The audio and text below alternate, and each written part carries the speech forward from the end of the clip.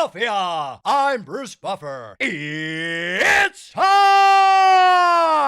for the Anthony Gorgano Show. Live from the Xfinity Studio. Good morning. Good morning. Good morning. Happy Tuesday or Wednesday to all across the Delaware Valley. These days ago, what is it, Tuesday, Wednesday? It's why I need football season. Football season, I'll never forget the days of the week. Monday, there's a game. Thursday, there's a game. Saturday's college football. Sunday, Monday. All right? It helps me keep everything intact. That's kind of a weirdo I am when it comes to sports. Rules my life. My wife says to me the other day, she's like, don't you ever get tired of it? Like, you talk about it all day long. You are constantly with your sons at some sort of field, court, whatever, right? Like you're always, VG, on that table, there's a cup. VG is my main man.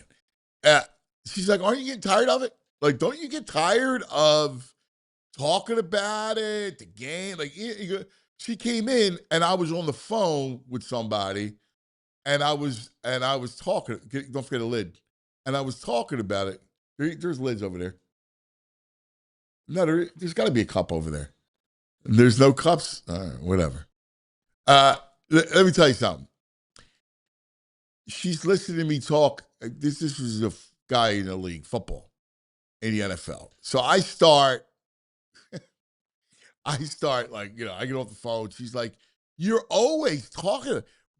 Don't you ever get tired of it at all? And I go, no, I never get tired of it. Never. I freaking love it.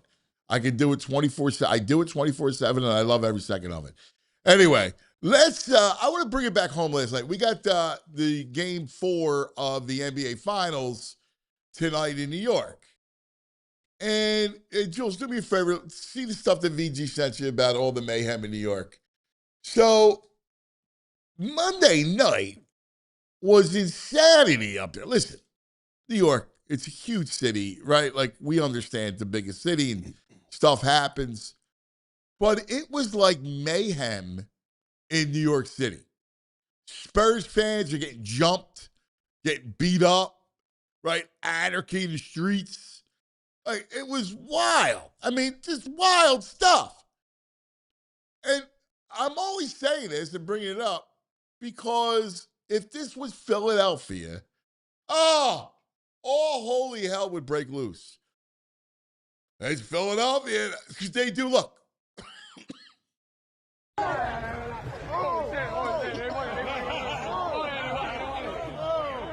Look at the mayhem.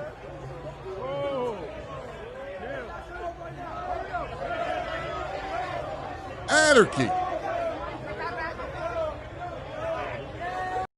Like, look at it. Look, this stuff's crazy.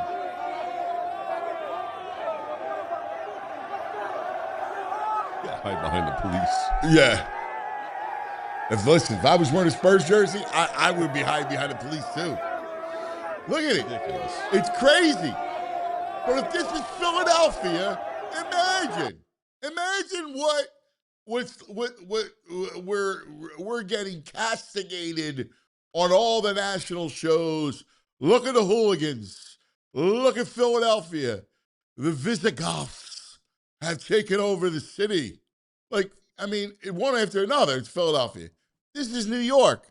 And it's not football, right? Because right away, football, see what football does. Your football, it stirs the animal inside you. This is a basketball NBA Finals, and it's anarchy on the streets. Deep in the streets. Deep in the street. It's anarchy, man. If this is Philadelphia, what happens? I got to point it out because right away, we always get the label. And here we are celebrating 250 years of the country, and it's why we do our Love Philly Hour and the whole thing. And I want to do a whole week on the fans coming up. We're going to do a whole big week celebration of Philadelphia fans coming up because, obviously we're a distinct group. I'm not saying that we are angels and walk around like Wisconsin nice, where you go. Who was just at the game? I guess it was Devon. He was in San Antonio, and Devon was like, they were wishing us luck and, hey, have a great time, enjoy our city. Like, they were sweet as could be in San Antonio. And then you come to New York and they're beating you up, right? Like, that's the difference. Most of the Midwest, and, you got places like San Antonio or Green Bay, right? Like, they're going to be like these nice people, right? God bless them. They have it very civil and the whole thing. We take it to another extreme. Now, my only point is, where's all the hue and cry over New York being, Escape from New York and Snake Plissken? Like, where's that at? Like, where is that as a town of that's its own correctional facility? Crickets everywhere. You don't hear anything about it. I went. Good morning, VG. Good morning. I went to the New York Post. They would have been the first ones if this was Philadelphia. They would have been all over it. The Post, without a doubt. Nothing. My old paper. Yeah, they got nothing. No mention of it. It's all about the game and all the previews. No mention anywhere. Sports Center. They're talking about Jalen Brunson getting out of his finals funk. I don't even know that he's in a funk. No mention of the fans. We have one fan who eats horse manure. It's everywhere. A snowball, gestures, obscene gestures. I get it, but right everywhere. These are. People, it's amazing. A dude got curb stomped. Like his head. They jumped on his head in a Spurs gear. Yeah. Ripping jerseys off people's bodies. They're like $250. Those jerseys. Yeah. No coverage anywhere. Like a big time assault. Like you're talking about assault. Yes, a line of cops protecting a guy in a Spurs jersey. I know. Think about that. It's insane. Yeah.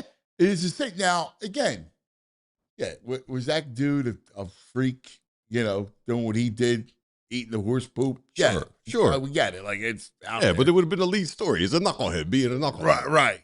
And listen, was it a stupid idea to throw eggs at the offensive coordinator's house? Horrible idea. Horrible, right? Like, idiotic.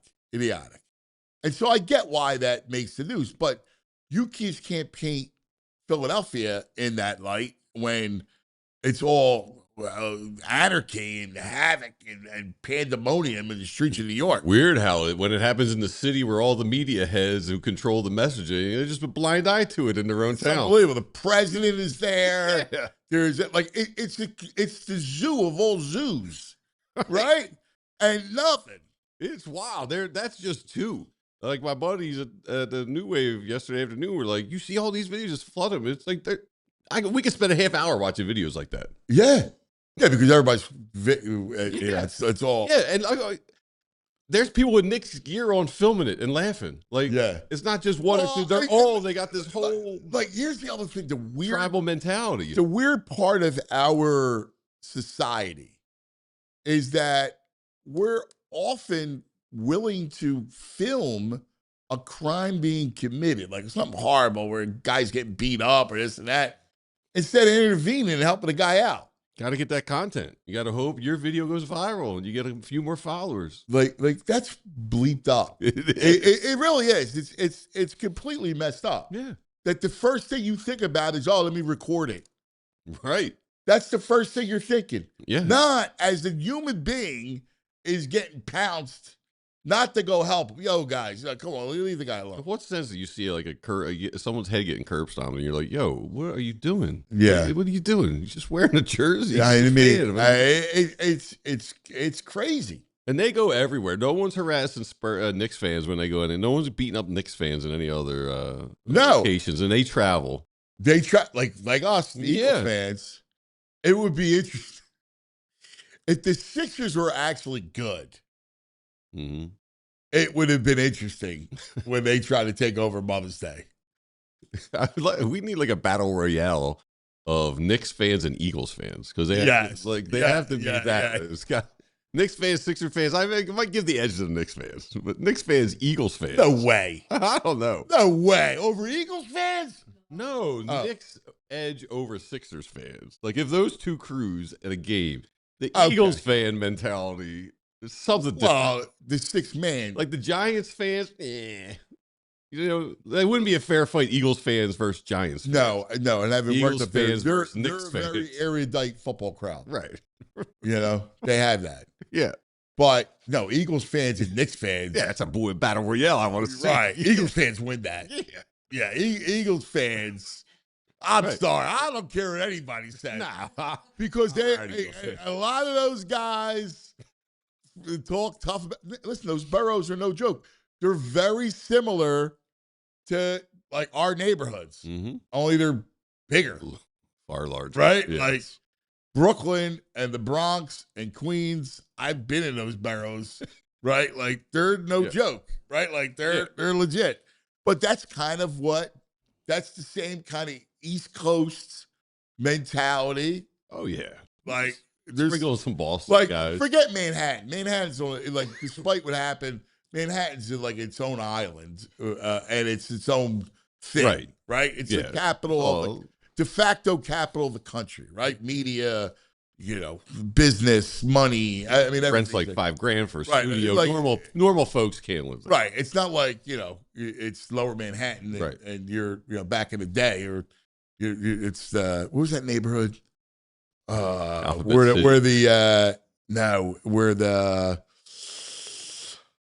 wasn't the Westies. Who was out of that group? Anyway, look at the boroughs and our neighborhoods and Boston. That's the same crowd. Yeah, completely the same crowd. Same crowd. Yeah, I don't know if Boston's got. You're a Southie, you know. Yeah, I don't know if they've got a crew that can rival the Eagles or the Knicks. I mean, like Patriots fans, Celtics fans, Bruins fans. I don't know, but like the Southies, like that. Yeah, I wouldn't sleep on them, but like the Boston crowd is not. They're not pushovers. No, by all means. I would put them third among New York, Philadelphia. Yeah, but they're still formidable. that would be like the next era of amateur boxing or MMA. Right. Should be fan base. We should do that with the team boxing. It should be fan right, base. like you know, do but do the amateur steel cage, like yes, but like it's MMA. It's not. Right. You know, it's his MMA. Go at it. And you would have, and they all would come out wearing the team jerseys. Right. Can you imagine that? Right? Can you imagine that? Dude comes out. Xfinity, imagine that. You would have the dude like a cut off Eagles coming up all jacked up. He's got to fight the Knicks guy. Yeah, that would be awesome. Yeah, I'm in on that. Now that's something that they should do. That gives you rooting interest. Yes, it's an rooting interest. Gives you an inherent rooting. Like I'd watch that. I would totally. I'd go to see it. Yeah, I'd go. Yeah, because now you root for your guy. Yeah. Every time a Knicks fan drops, they play like the Eagles fight song. Yeah, sport fan fights. Let's go. Can you imagine the tryouts? That would be all inked up, qualification rounds, belly ink. Let's go. Oh my God, it'd be classic. So anyway, we're going to discuss that a little bit. Mike Sealski's going to join us a little bit. We'll talk to him about that. He's a Knicks sympathizer, though. He may support the Knicks fans. Who knows? No, Mikey, he doesn't support the Knicks fans, but he's not. Mike is the furthest thing from, hooligan. You know what I mean? He's not going to. Give him. Well, I understand their frustration. Ticket prices are so high. And blah, blah, blah. No. But he's also a keeper of the gate when it comes to Philadelphia. Yes. Like we are keepers of the gate. Mm-hmm. I mean, it's a big part of it. So I'm curious to see what Mikey has to say on that one.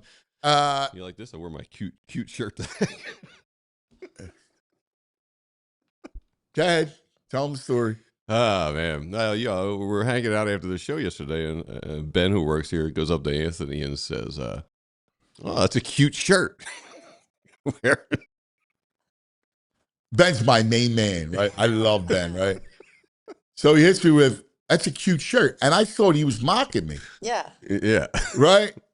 Because I was just a pullover, pullover. Like It was a nice shirt. It wasn't It was a any very like, nice shirt. Yeah.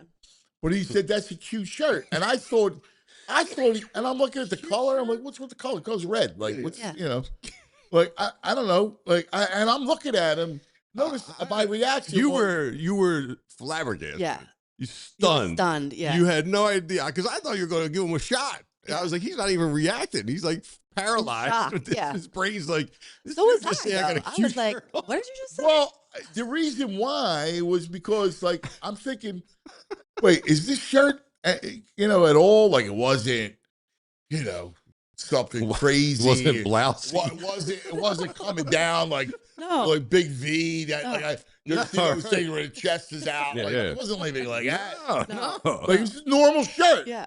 So when he hits me with "that's a cute shirt," I don't know what to say. No. So I was dumbfounded, and then it dawned on me that he meant it.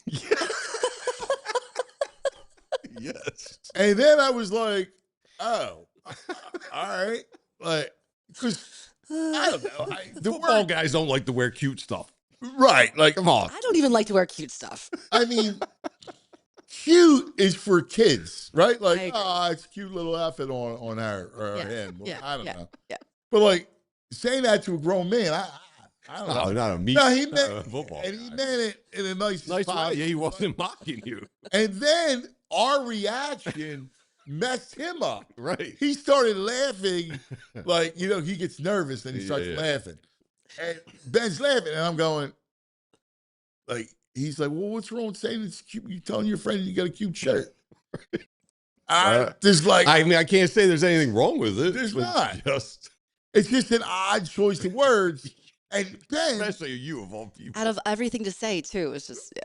and Ben is a great football guy. Oh, yeah. Sports guy. Yes, he's great. Great sport. Like the dude knows. I love talking to him because he's educated. Knows the game.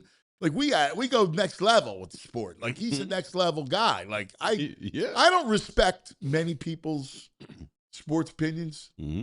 You know that. Mhm. Like I don't mean it in a bad way, but like Yeah. like you got to really impress me for me to go. Oh, like like he knows what he's talking about. Ben does. It just threw me off the In cute chat, they're shirt. going, it's a nice top. Yes. Yes. It's a nice top. The top is another, like, my mother used to say that to my aunt. Right. That's I like that top. That's a cute top. That's a mom and cookie thing. No. You know what I mean? Philly goat. Nah, bro. Never call another man shirt or anything cute ever. Thank you, goat. I kind of feel the same way, bro. Now, how do you respond? Right. Like, let me ask you a That's question. what you said. You had a long pause. You said, are you mocking me? Yeah, I did. I go, are you mocking me? Like, he's like, no.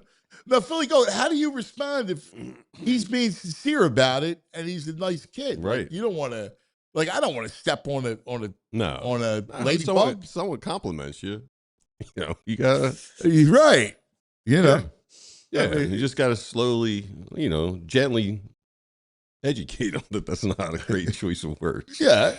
Talking to a. Well, he's still Football getting guy. used to the Philly thing. Yes. True. Like, he still has. He's got a Midwest nice well, flair because to he's him. from upstate New York. Yeah. And he's got that. Mr. Reginald. He's out here talking like an auntie. He cookie. Yeah. Well, but I love the dude, and I don't want to. Billy Ghost says you got to pull him to the side. Yeah. He's my man. Like I don't want. The last thing I want to do is hurt his feelings. Of course. You know what I mean? Yeah. Uncle Frank, the last time you were cute was when you were in the crib. I can dig it, brother. Get back to the videos, Uncle Frank. Let's work on some videos. All right. Uncle Frank's out of his mind. All right. Let's do this. We got EJ coming up. Oh, yeah. Oh, by the way, real quick, Phil is tough one. Yeah. Duran, he's going to blow one. Going to blow one. They weren't bombs, just singles hit where dudes weren't. So it happens. Yeah. Right-handed bats. And Wheeler's so good. Yeah. It sucks. It sucks wasting a Wheeler start like that. But Cease, man, I told you. We struck out 11, dude. 11. The amount of whiffs. They may have set a record on whiffs or chases. I mean, listen, he's got great stuff. Yeah. Great movement.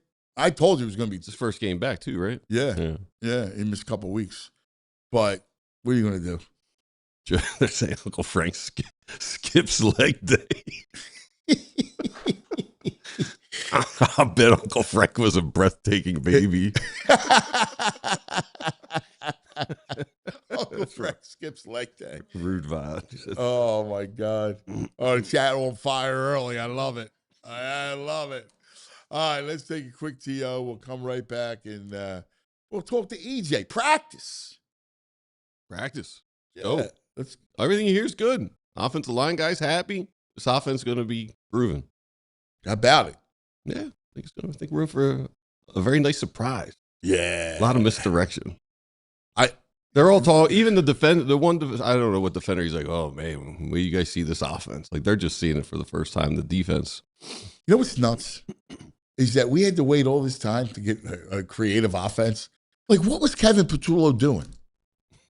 Well, I mean, even Kellen wasn't that creative. Wow. He changed. Yeah, I think he changed. Wasn't real creative. He wasn't doing a lot of misdirection. Well, I know that like he had a huge playbook going in, and it just didn't work. So, I don't know.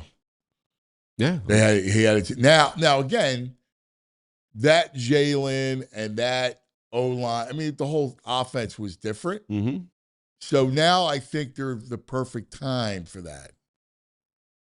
It feels like we've been saying for years, where's all our motion? Everyone's got motion. Yeah. Where's the motion? Yeah. That's always that's like, our whole thing. Motion. Ghost movement. Yeah, I mean, you see. Play action. Miami's got guys going, 4 guys run all over. I know. All right. Let's take a quick TO, come right back, and talk about our friends. Let's talk about the Bet Park Sportsbook online casino app. All right, game 4 tonight. Let's go Spurs. I am rooting Spurs like no other. Please, Spurs. I need the Spurs to win. I can't have this. It would be great that they would lose. They would win the first 2 games on the road and lose the series. Oh. Because they were planning a parade. What's it tonight? What do we got tonight? Spurs +2. Just like Thin the game. line. It was. I thought it would go up. Thin line. I thought it would go up. Anyway, check it all out on the Bet Park Sportsbook online casino app. Carolina last night. Let's go Canes. Carolina wins last night. That was good.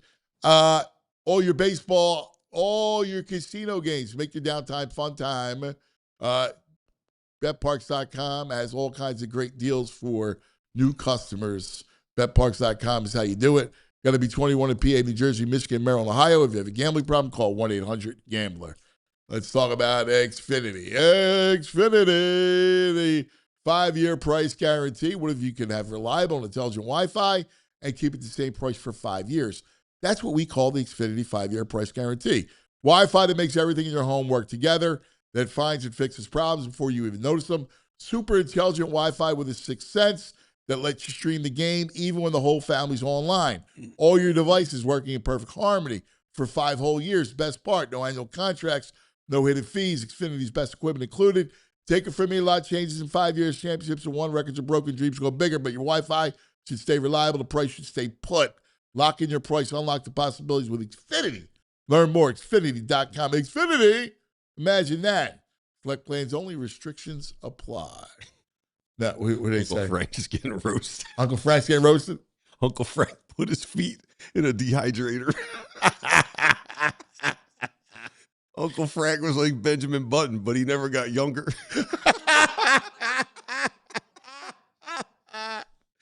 Oh my God. See, this is where Ben. Here's Ben. Ben, come here, Ben.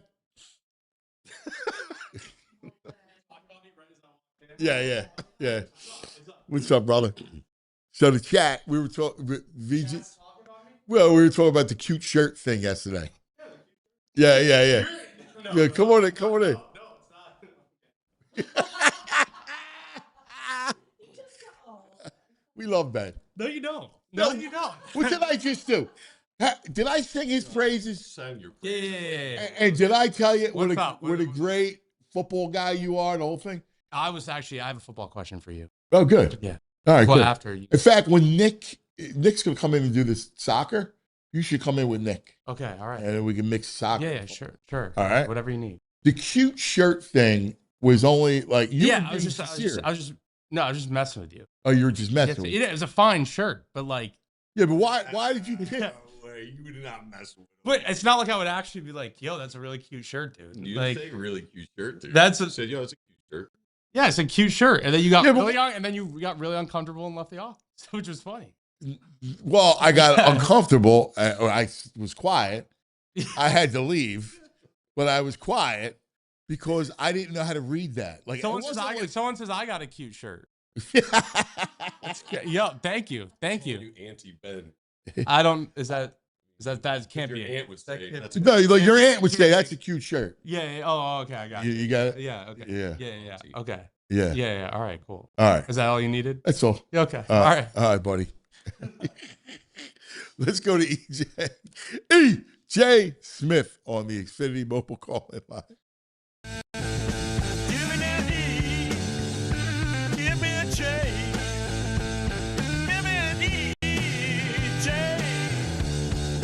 Give me that EJ Smith.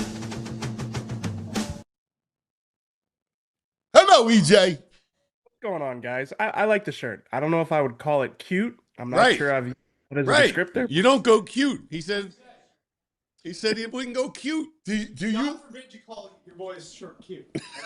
Right, he just said. He said, "God forbid you call your buddy's shirt cute."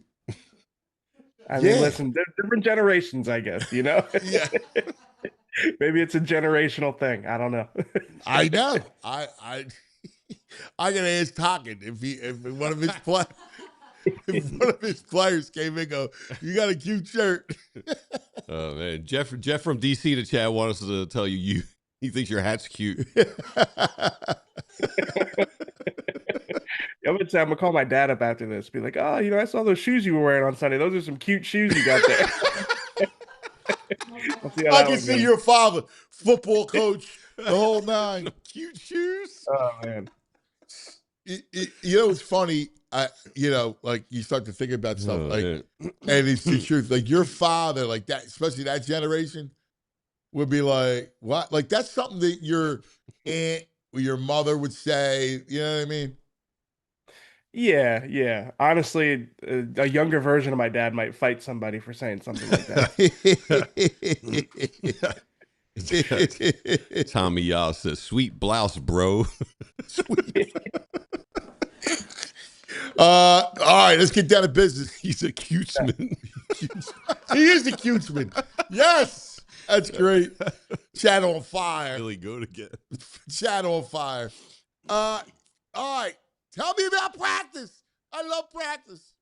It was a good day of practice. I would say the biggest thing that you take away from practice yesterday is that, understandably so, the defense is a lot further ahead than the offense. And I think you could, obviously, whenever you're watching camp or practice, you can read that one of two ways.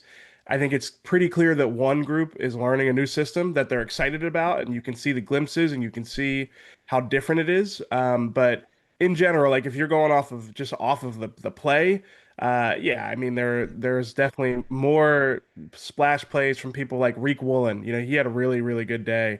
Matched up against Devontae Smith most of the day. had really tight coverage on a go route in the middle of the field. Devontae was running some kind of like in and up type of route, and Rick Woolen had good coverage there. And then he stuck with him on a deep crosser that was even more impressive. I mean, he was running high with Devontae across the field. And if you talk to coaches or players about Rick Woolen this spring, like he's been one of the standouts of the spring. So a lot of excitement around Rick Woolen. Ooh, you know what? I still don't even know what happened to him. Yeah, neither does Vic. I mean, what? Have you talked to people out there? Yeah, I don't. I think the penalty stuff was a factor for some, but I don't know. It is hard. It's like I was talking to somebody. I said like I trust Vic's talent ID more than I trust most GMs in the NFL. So when Vic comes out and says he was surprised that he didn't get a long-term deal worth more money, I mean that tells you all you need to hear. And he's backed it up since he got here. We heard from Rick Woolen after practice. He said, he wants this Eagle secondary to prove that they're the best in the NFL. I mean, that's been the buzz ever since they signed him, is that, this can be the best coverage secondary, the best cornerback trio in the NFL because, you see Rick Woolen out there, his presence. I mean, obviously Quinyon is Quinyon, and he is elite in all the ways that you want a cornerback to be elite. Reek is just built in a way that you just don't see cornerbacks built, and he's learned how to use it to his advantage. So, no, it's been an exciting spring to watch. He's a guy who you can't take your eyes off when he's out there, and he's played really, really well, even against matched up, like I said, against Devontae Smith a lot of the time. I mean, if he's legit, like we think. Yeah. They're deep. That's why I keep going back to like, whatever. Like, give the offense as much time as it needs to get together, to get it together. They will. This defense will shoulder the load. I keep going back to this defense. I think it's the most underrated unit in the NFL right now. Nobody talks about this defense. And it's funny because it's one of the cheapest units in the NFL, at least this upcoming season as well, because these guys are all on rookie contracts. They have the potential to be absolutely dominant. They won games for the Eagles last year, and honestly, the way that they've been built, obviously there's a question mark at safety, but at edge rusher, bringing in Jonathan Grenard, replacing Nakobe Dean with Jihad Campbell, and then adding Rick Woolen, you feel really good about that group. Not only just I really being the driving force behind winning. So again, and we've seen that I'd say in the spring. Someone else who's jumped out to me. We talked about it on the show yesterday. Jeremiah Trotter Jr. is just like quietly having a great spring, and I almost feel bad for the guy. It's like he has. You'll hear Howie Roseman at Knicks here talk a lot about like the guy's character, and whatever his ceiling is, he's going to hit it. And Jeremiah Trotter Jr. is doing that. Like his development has been really, I mean, like probably the best case scenario when you drafted him. But obviously, that spot's Jihad Campbell's on the sideline right now. But I do think that like we should appreciate what Jeremiah Trotter Jr. has done the last few years. He's really developed into, a player that he's around the ball all the time, man. An instinctual player who is just, he's a rock solid. If he was on this Eagles team 6 years ago, he'd be a starting linebacker without a shadow of a doubt. So no, he's had a good spring. Yeah, I love the family and I love the kid. He's just a tremendous kid. That's the one thing. If you look at what the Eagles have, and I don't, I mean the AJ stuff, I don't even care. What the Eagles have and have had with this group is they got a great culture, man. They have a winning culture. You're not going to win every year and stuff happens, but by and large, it's like the Sixers are the opposite. The Sixers have a losing culture, right? Like look at, and I'm not taking shots, but look at like the one thing about Embiid, and I am an Embiid fan, but Embiid was always a mope, right? Like just sometimes a lot of bad energy, right? And he was able to do whatever he wanted to do. He was able, they kissed his butt, the whole time. They kissed Simmons' butt until they got rid of him. Like, they did not establish a culture. Even you watch Critton Grimes, like, bad vibes, bad culture. Then you go to the Eagles, and the Eagles, they're winners. They just are. Quinyon, Cooper. I mean, the D-line is nuts as Carter could be. Like, these dudes, like, they're about winning. They really are. Yeah. That Led by takes me. Jalen. Like, Jalen wants to win. Like, I don't care what anybody says. Your one thing you can't knock Hurts about is the idea of winning and wanting to win. Yeah, I mean, if you look through the drafts, obviously, starting with Jalen in 2020, I mean, you see the culture that they have currently. This culture dates back a while, but I'm talking about this current group of players. You see the culture kind of getting built year by year. Jalen in 2020, and then I remember, and this is why I feel like I feel like it's all right to point this out. Like I remember them talking about culture when they had the class the following year. Devontae, Landon Dickerson, Milton Williams.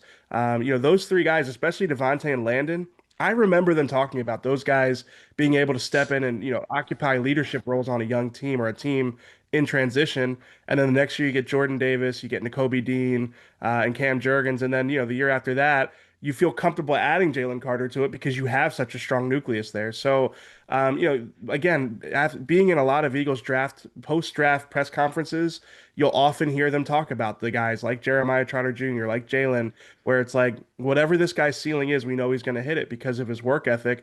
You are starting to see that kind of just, across the board in their player development and the types of players that they add. So, yeah, I think that they've built this up. That's not to say that every single player is going to align perfectly, but they have the majority where they have that energy in practice. It's competitive, it's intense, and I'll add this. I know Nick Sirianni is not always the most like popular figure, but I do think like the way he runs a spring practice is like I think he cares about the stuff that matters to him so consistently. It's like they go through ball security drills, and there's maybe like two or three new guys going through the drill, and they're not finishing the drill the way he wants. He stops the whole practice, and it's just getting these guys screaming at the top of his lungs. And it's like I've been covering him now for 6 years, and it's like, can he care this much about ball security on June 9th? But this is what he believes. It's Listen, what he feels. he is a great culture guy. Like, Yeah. we talk about what does he do and what does he do well as a head coach. He's got culture. Howie has helped it by drafting kids from winning good programs, right? Like, the more older I get, the more I'm convinced that so much of it is where'd you come from? Like, what's your college program like? And when they were going all the Pac-12 guys, you remember that conference was always soft, right? Yeah. Yeah. And like all of a sudden you start shifting to not Big 12 spread offenses, and you're drafting Georgia and Alabama kids, and like that's what you get. Yeah, especially, I think one of Howie Roseman's like underrated strengths is the people skills and the ability to, I guess the connections he's got across the league. And Dom's a big part of this too, obviously, where Yes. they're able to vet prospects and vet these players, vet the people more so than even the player, so that they can get the information they need to know how they'll fit in the building. So yeah, I mean it's a big reason why they've been successful drafting. If you look at a lot of their draft picks, Jahad Campbell, Quinyon Mitchell, Jalen Carter, Nolan Smith, you can kind of trace back relationships in the Eagles building that can help them get information on those guys and feel good about the way that they fit. And it's been a big reason why a lot of these guys have been successful. Yeah, I mean, it really is the foundation. We talk about it, but unless you're really inside, you don't really have an idea, right? You know when the culture's off, as like us, and then it takes time, and then it becomes obvious, right? The Eagles became obvious, but the Sixer thing, like it's true. I remember somebody brought it up to me, and I fought it, and I was wrong. I fought the Ben Simmons LSU thing. When people be like, no, he 1 year couldn't wait to get out of school. They didn't even make the tournament, right? He's a loser. And I remember thinking, wow, 6'10", got a great handle. He could be Magic Johnson. And they were right. He had all the skills wise. My man was off the chart. I mean, just was incredible athlete. I never saw anybody that big, that fluid. Like, Yeah. he was solid, strong, like, and he had great, like, his handle was amazing. Like, would run like the wind. And he was 6'10". I never saw anything like it. But Yeah. if you got a losing mentality and the people are right about it. Yeah. Yeah. The thing I always said about Ben Simmons was like he sees the pass that you see on TV like every time. That was what made him such a fun player to watch when he was at his peak. But to your point, like some of the guys, like a lot of the greats in football and in basketball, you can't imagine them like, just sitting out months and months playing their sport, because of protecting their future. It's like these guys are competitors. And, again, being out at the Eagles spring practices, you do see that. You see like how competitive these guys are. You see, the thing is like at a place like with the Eagles, a team like the Eagles, even with the coaching staff, like if you're not competitive, you're going to bounce off of the team almost. You're not going to be able to stick because of the fact that like everyone's wired that way. We were talking about on the show, Vic Fangio's like going crazy on spring practice about whether a guy got out of bounds or not in a situational drill. So yeah, there's an intensity and a competitiveness level that happens there, and it happens with the Eagles. You see it. And you got to be able to. You're either going to keep up or you're going to get left behind in a setting like that. So let's talk offense and like Yeah. what are you seeing? Everybody keeps talking about like is enamored with all the movement and the motion and play action and reversing the field, all kinds of stuff. Yeah, a lot of under center again, a lot of under center play action, some rollouts, which I think is always encouraging to see because I think that really does, put Jalen in a spot where he can be successful. Again, it wasn't a Real great quick. That Yeah. point. Why, EJ, did they never roll the pocket? They never moved the pocket. For the life of me, when you got a shorter quarterback, everybody would move the pocket. They never would move the pocket. It used to drive me nuts. Why? You ever get an answer about that? I wish I could tell you I did. I have no idea. I mean, I guess they just didn't operate from under center very much. It wasn't something Jalen was comfortable with, but you can still do that stuff from shotgun. And You they can just move the never. pocket. Yeah, like Yeah, like even like the RPRs, we saw a little bit of that in 2022 where, it's Jalen's, run fake, you have an option, maybe it's in the flat, and then you can take off and run. I always say it's like a modern version of the triple option. We haven't seen even that much from Jalen. So it's one of the more confounding things. Like moving the pocket for any quarterback can be helpful, but especially one like Jalen. And we've seen more of that this spring. And not even in a way like, with Kellen Moore, I heard you guys talking before it was different in the spring, but it wasn't this different. Again, I heard from someone who said like it couldn't be any more different offensively this year, the way that it looks. I mean, for every shotgun snap that Jalen took last spring, it's been an under center snap this year. Like it's completely the inverse, in terms of the usage. So it's been encouraging. It hasn't always looked great, but what it looks like is a big departure. And I think from hearing from players, there's a lot of excitement about what it's going to look like. When you watch the practice, does it look like confusion on where people are supposed to be? Is it timing off? Is it bad decisions? Yeah, Timing. it seems more timing. Like I said, Jalen didn't have a great day. Like, I'm not trying to sit here and tell you guys like, oh, they're going to be a top 5 offense by week 4. It seems like with a lot of the miscues in the past game, it's either like tight coverage and it's like, Jalen's kind of just like half-heartedly giving somebody a chance and it's like, put it in a place where only my guy can get it and it's an incomplete pass, or it feels like the timing isn't right in the rhythm of the in the concept and the ball's not getting out on time. And that hasn't just been Jalen. Andy Dalton, we can talk about him. He's been running the second team, which confounds me, honestly. And he didn't look any better. Tanner McKee actually is probably the one that looks the best so far. why is Andy Dalton running the second team? Still. What is that great- about? The only like let's start by saying this. It doesn't really make much sense. I don't have a good explanation for it. The explanations I'm going to give you are like half-hearted, like devil's advocate, because I'm trying to make sense of it. So My favorite theory about it is that Sean Mannion views that second team quarterback more as a resource to the starter than a developmental spot. Now, why Tanner McKee couldn't be a resource for Jalen Hurts in this situation, I don't know. Andy Dalton has more experience in the scheme. Maybe that's part of it. Maybe it's like out of respect for Andy Dalton and his tenure in the NFL. But to I can me, see that. it is strange. It's not like Andy Dalton's played especially well in that second team offense. And again, Tanner McKee had some nice throws yesterday.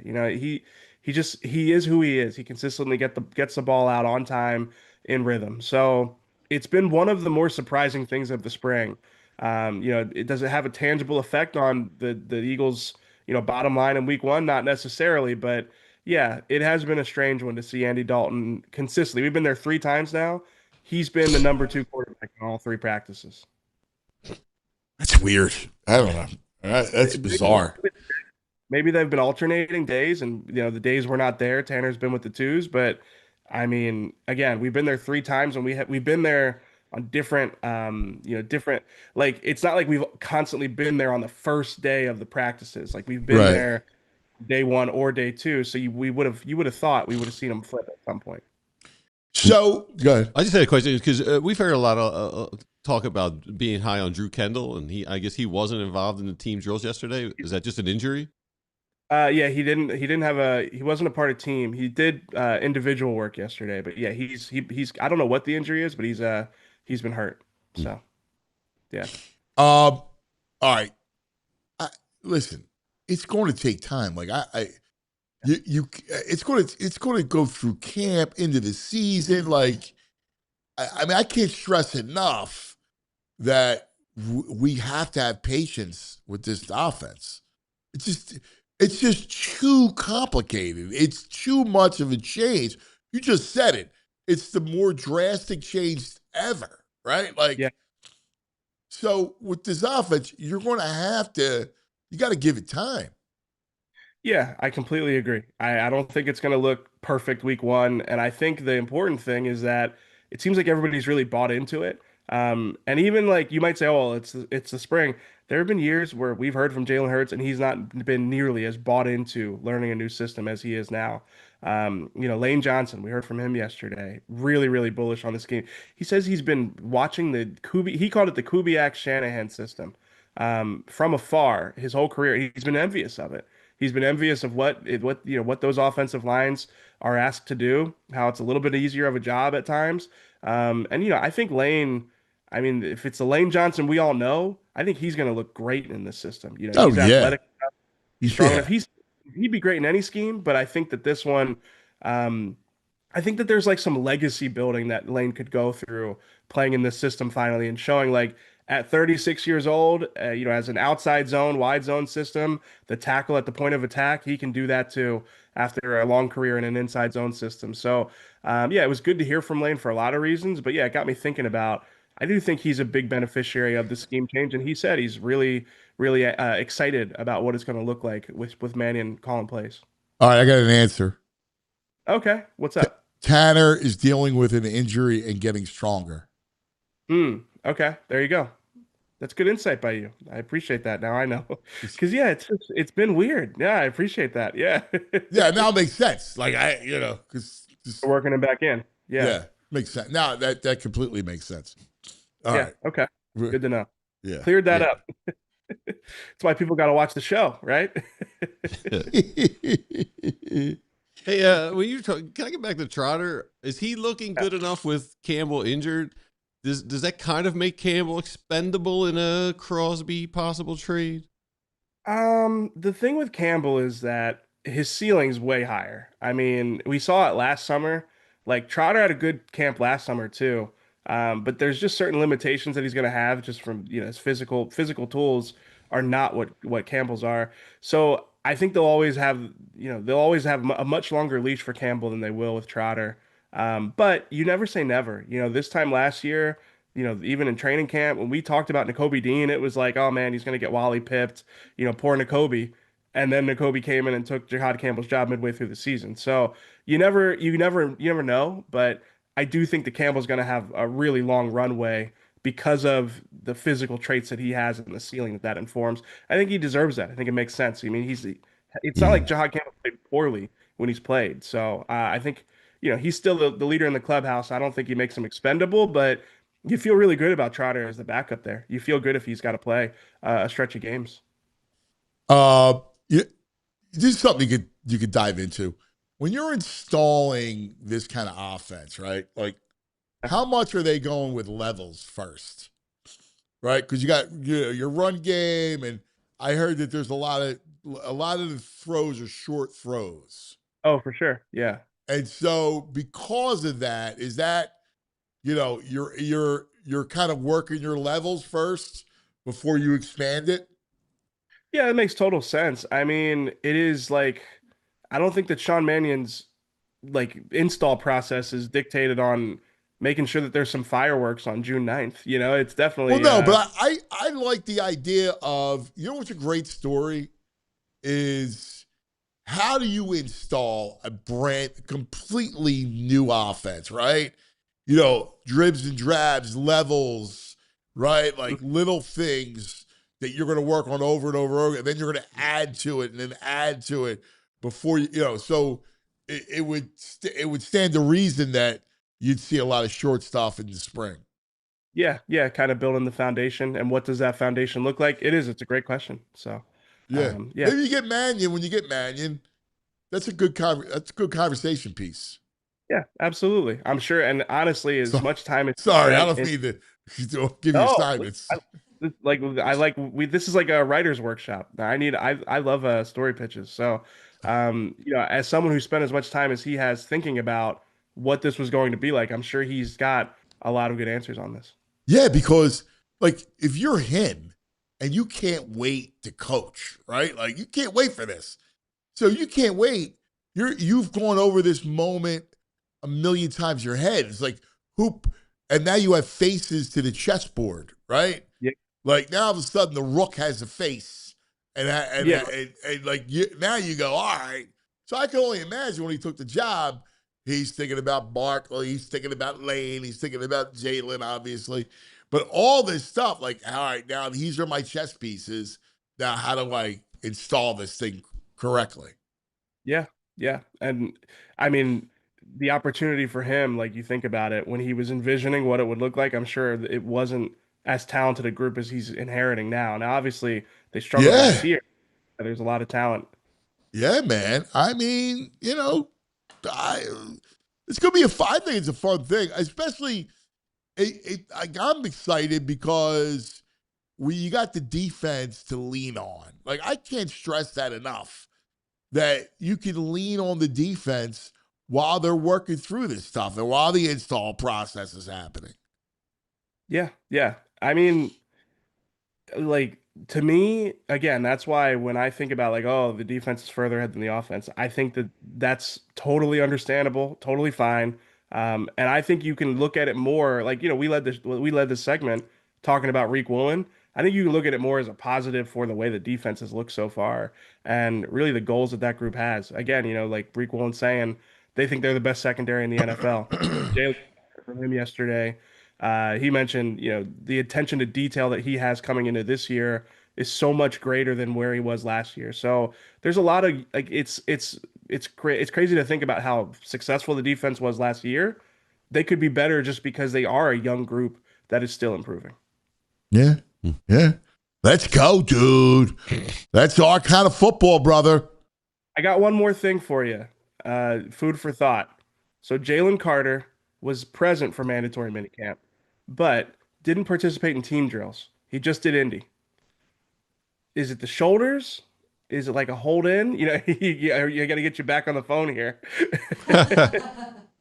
He's like, let me find out for you. That one, something I'm going to keep an eye on today. Wouldn't shock me if he's not 100%. But again, obviously the contract's looming there. I think that's an important thing to keep an eye on going into camp. I mean, it could be. It's interesting. It's interesting. I'll let you know in a minute. Hopefully. And you got to realize, like, hands plugged in. This is it's all Shefty over here. Like This is me and you. Like, No, I what just about- I just love football, man. I just like to, because I'm naturally inquisitive about the same thing. Like, what's up with it? That sort of thing. Yeah. So, Makai Lemon didn't practice yesterday either. He was watching from the sideline. who? Makai Lemon. Oh, yeah. Well, we didn't expect him. We knew he'd he's be gonna- out, Yeah. right? Like, you know he's going to be out. So what? Yeah. Is it over? It's over Thursday? It's over today. Today's the last day. Usually you do have 3-day mandatory minicamp. Just 2 days this time. Wow. Today's the last day. Everybody gets cut loose today. That's 6-week That vacation. blows. You get one less day of this camp and you're upset? Yes. Yes. Oh, man. I mean, come on. We got work to be done. Yeah. No, but They got to go home and study. if I was Mannion, I'd be pissed off. Like, let's go. Like, what are we doing? One extra day. No, it's a Something's big up. day. It's a day of work. 2 Something's hours. up. Go away Mannion for will be 6 here. weeks. Your vacation come. 6 weeks. You can't give me a day? Usually they cancel that 3rd day, though. Usually, if the first 2 days go well, then it's like a big surprise every year that they cancel the 3rd day. So I know. I hate it. just canceled it from the beginning. I hate it. I hate it. You should work 3 days. It's 3 days. What are you doing? Like, it's Thursday. Like, you don't need, like, I get Friday, go ahead. You're good. Yeah, But Thursday's a work day. yeah. They just got done I'll 2 be good working on days. Thursday. Oh, big deal. 2 good days. They missed it. It was a 2-hour practice. One less 2-hour practice got you upset.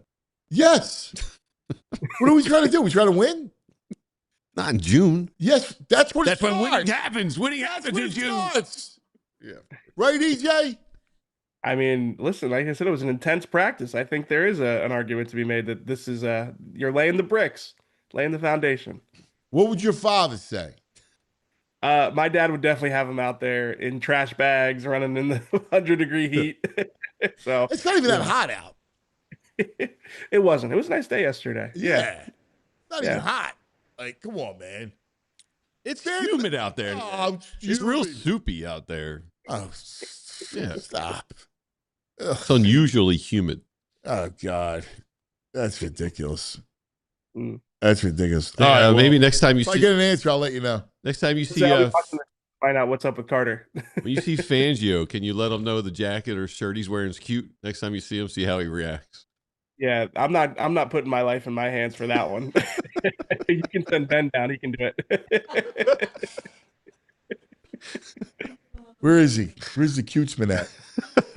EJ, you're the greatest. What's on the show today? 4:00, we'll have mini camp report. We'll be going through all our notes from practice and recapping the spring. So a lot of stuff to get into today. Tune in at 4:00. Me and Bo Wolf. I love it. I love it. All right. My brother, we'll be tuning in. We love you, man. Thanks, All right, buddy. guys. Talk soon. Jay Smith. Let's take a quick TO. We're going to have some fun. My boy Sealski's on. Yeah. And then Mike is good. We'll chop it up with Mike. Mm-hmm. And then a little bit later on, the brain. I got like 20 questions. Oh, you got trivia questions? Yeah, I got like 20 questions that Okay. I want to throw, not AI, Yeah. like last time, Yeah. that I want to hit the boys with. All right. All right? Yeah. Hockey. Come on, the Sealski. Come on, Flyers, Sealski. Eagles, Phillies, Sixers. Mm. All right? Yes. Well, have some fun with it. And this is a little like just to get our feet wet back because we're going to start doing the trivia games. Well, speaking of trivia, I mean, if you're up for it, I just got a text message. Trivia Master Extraordinaire's in town and wants to know if we want to do some World Cup trivia tomorrow. Mr. Good Times. I would love it. I don't know the history. Who could we have? Let's see if we can bring someone in. I think it'd be fun just to see some questions. We'll figure it out. Is EJ still watching? Jalen Carter is still getting into shape. Okay. He'll be ready. All right? Yeah. So there you go. There's your answer. Thanks, Shefty. Let's take a quick TO. And Mikey will join us.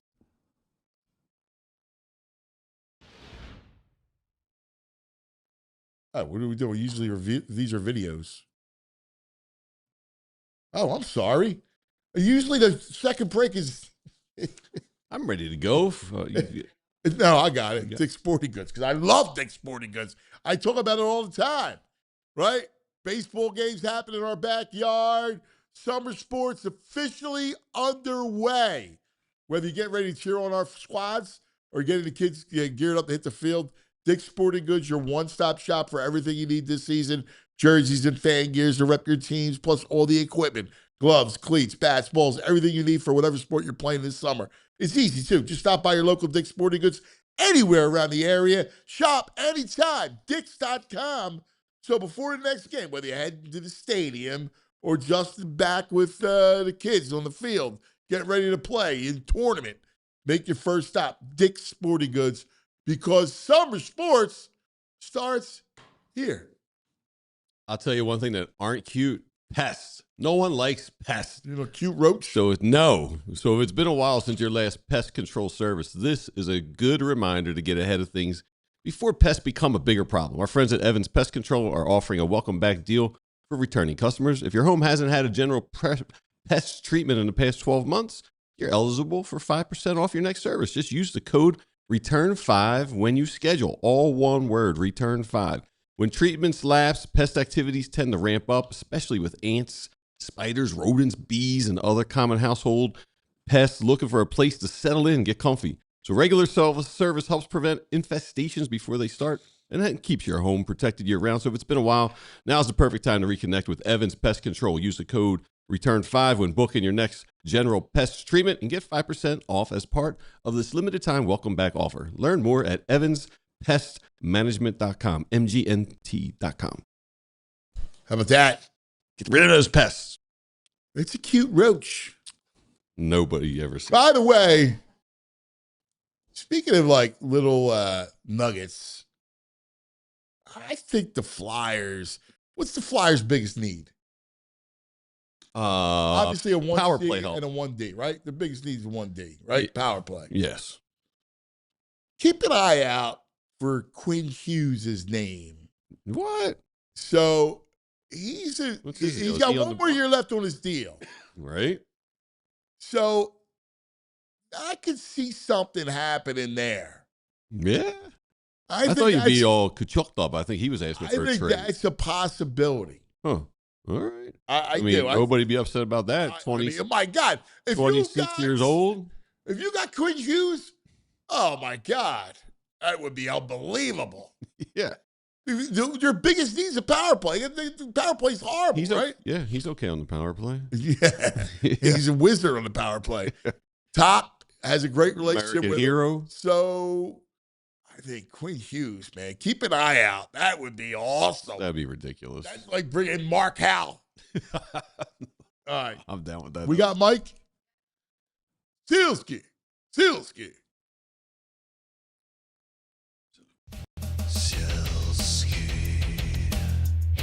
here comes Mike Sealski. Good morning, Michael. Sealski. Morning, Ant. Morning, VG. Good to be with you. Good to see you, buddy. Couple of things. One, we got a lot to go. I want to go around the horn, and then I want to do some trivia with the brain. Okay. Sounds good. All right. I know you're ready to go. You're like, rah. He's in pretty good I'm mood. here. I'm actually here at what was known as the NovaCare Complex. So I'm ready for minicamp today. So got some time to kill before Nick talks. Oh, that's Are you bummed that there's one less day this year? Anthony's upset about this. No, I got enough on my plate. The fewer days of minicamp, the better, as far as I'm concerned. Well, but that's Mike's personal schedule. I'm just talking about from a work standpoint. You're going away for 6 weeks. They need another day of work. Yeah, I mean, I want as much access as possible. Let me put it that way. But yeah, I mean, I got enough going on that I'm squeezing this in today. Well, no, my point is, he's upset from the football standpoint. They need Thursday to work. In my eyes, right? You're Right. installing new Yeah, I get offense. that. You know. Yeah, I get it. Yeah. How's it feel? You feel good down there? Like, I wish I was with you. I wish I was down there. Yeah, it's good to be down here. Like I hadn't been around last week, and just like I said, got stuff on my plate between Inquire work, radio work, Rocky Book work. So it's good to be here today to kind of like lock in. You feeling it? You feeling the football buzz, the Mannion buzz? I'm feeling nothing right now because I'm the only person in this building, and so like nobody's here yet. So I'm feeling like I'm in an abandoned like student lounge somewhere on a college campus. That's good. That's good. All right, let's go around the horn. Let's start with your column, which I thought was very good, and that is Jameer Nelson and the idea that the Sixers need to connect with this area. Like, Philadelphia basketball is a real thing, yet they don't connect in that way. There's a feeling that, first of all, Josh Harris, the Commanders thing, you got the players themselves. Like, it doesn't feel like a brand of Philadelphia. And now you better get the region right because they're going to go through some tough days. 100% right. And look, on the one hand, I don't want to overstate Jameer's influence here, right? He's at best he's best third in the pecking order of their basketball hierarchy. It's going to be Bob Myers, Mike Gansey, and then Jameer. But by the same token, you need at least one voice in the room who is familiar enough with Philadelphia and the entire region to be able to say something along the lines of, this guy can play here, this guy can't, or, hey, this is going to be the reaction to this decision. So we better prepare for this. And so often over the last few years, it seems like the Sixers have either paid absolutely no heed to that. They haven't cared about it. They just kind of figured, it's that line from The West Wing, right? They'll like us when we win. That's kind of been the attitude that the Sixers have had for a long time here under Harris. And they haven't won enough to justify it. I mean, you're talking about an organization that threw a celebration after it got the number one pick in the draft and was about to pick Ben Simmons. It's like, no, like you're celebrating terribleness at its core, and people around here don't want that. So I think Jameer can help in that way, even beyond the fact that he knows basketball and is a local hero, and it just looks good to have somebody like that near the top of your basketball decision-making process. Here's my read on the Gansey. I kind of liked my read with him because he didn't kowtow to Joel, right? He said Joel's here. Like, he didn't separate him and, it's Joel's team, this and that.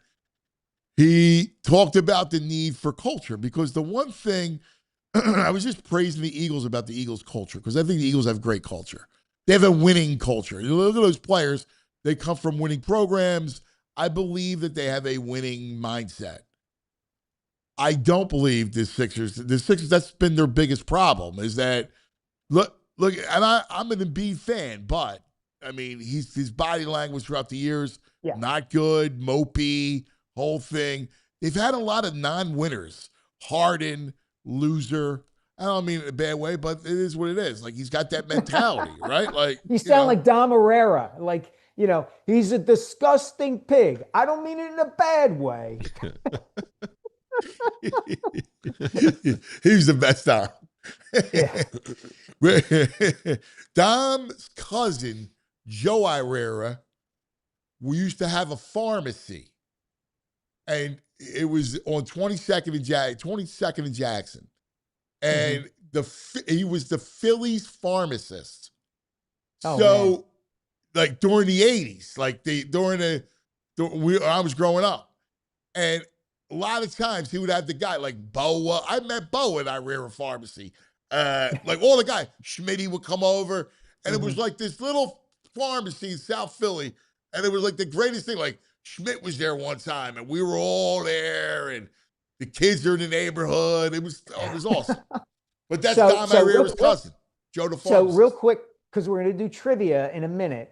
There's an episode of Seinfeld that Dom appears on in which he wears a backwards baseball cap. It's a maroon baseball cap.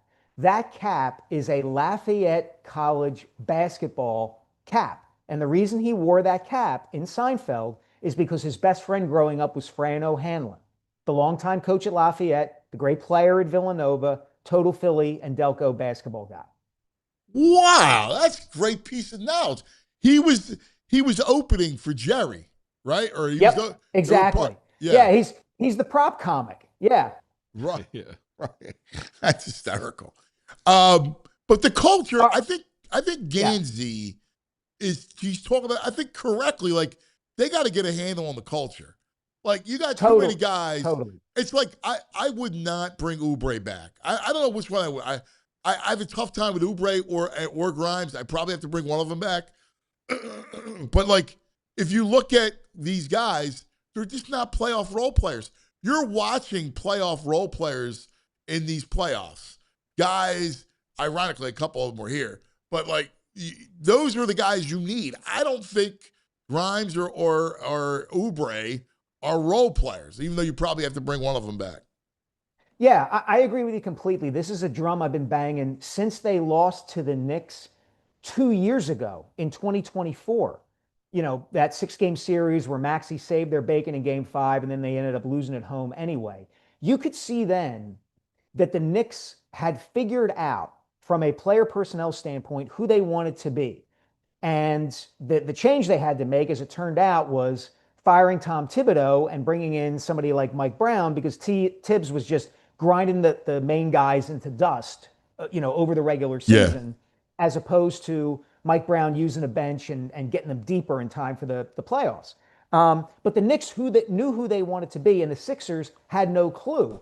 And now you hear Bob Myers say exactly that Monday. The most memorable thing he said was, "We don't have an identity," which they have not had for a long time. I would argue since the 2001 team with Allen and all the guys playing defense around him.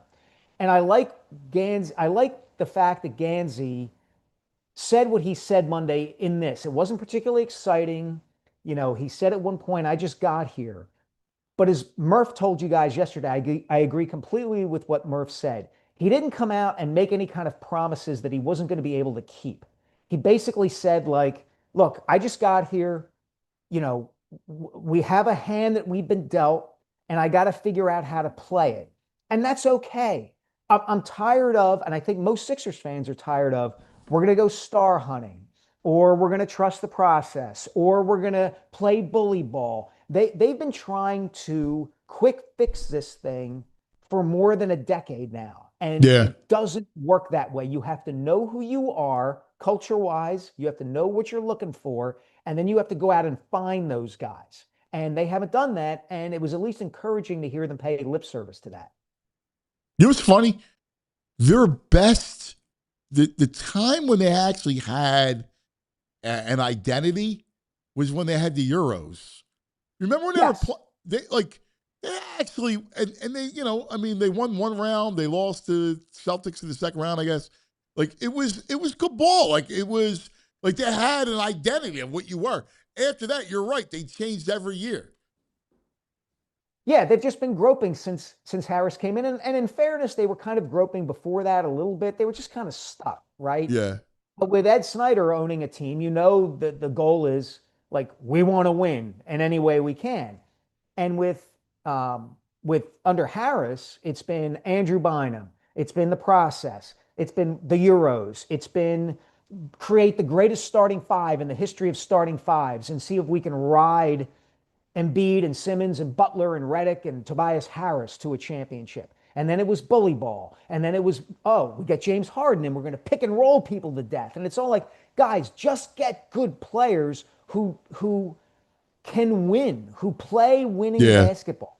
Yeah. And understand what that is. And that's why it was so frustrating for so long that they didn't draft anybody from Villanova except Mikal Bridges, and they traded him after 19 minutes. Yeah. It's like, here you have a team in your backyard. You have an up-close look at what this culture looks like, and you aren't tapping into it.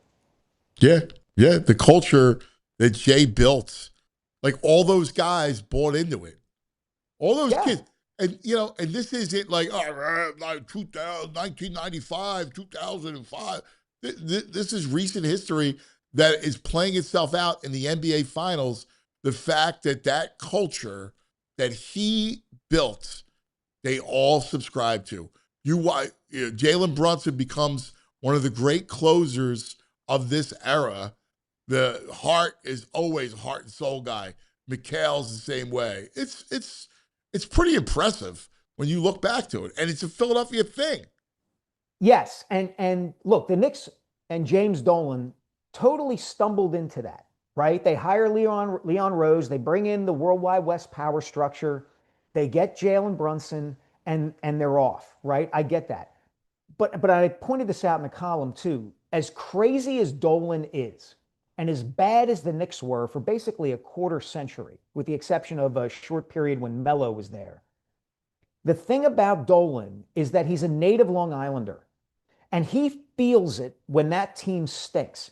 And all the bad moves that the Knicks made over the years were all in the name of, I got to try to find a way to freaking win, because I feel it when we don't. And everybody in New York, the media, the fans, let me know it. And that's kind of what's been missing from the Sixers here. Like, Josh Harris is not of Philadelphia. And I never paid it much mind until the last few years, where it kind of hit me like, whoa, like, Peter Holt, who owns the Spurs, like, grew up in San Antonio and Texas. The Heat, Mickey Arison is a Miami guy. Jeffrey Lurie made himself a Philadelphia guy. He moved here from Boston and learned the culture. John Middleton knows it. He grew up here. Harris doesn't have any of that. No. So he parachutes in for a game. They win, they lose, whatever. He goes back to D.C., he goes back to Miami, and he's not hearing it every single day the way these other owners are. No, it's great. It's a great point. Last thing, if what transpired Monday happened in Philadelphia, it would be on every national website, news organization, Yes. you name it, about how this is the seventh circle of hell. Yes. Yeah, totally fair. Totally fair. And a lot of that, a lot of that has to do with the fact that New York is the media capital of the world, that the Knicks are drawing not just New York media attention, but national media attention. You have national voices in sports media, in national media, out and out rooting for the Knicks. Stephen A. does not hide the fact that he wants the Knicks to win.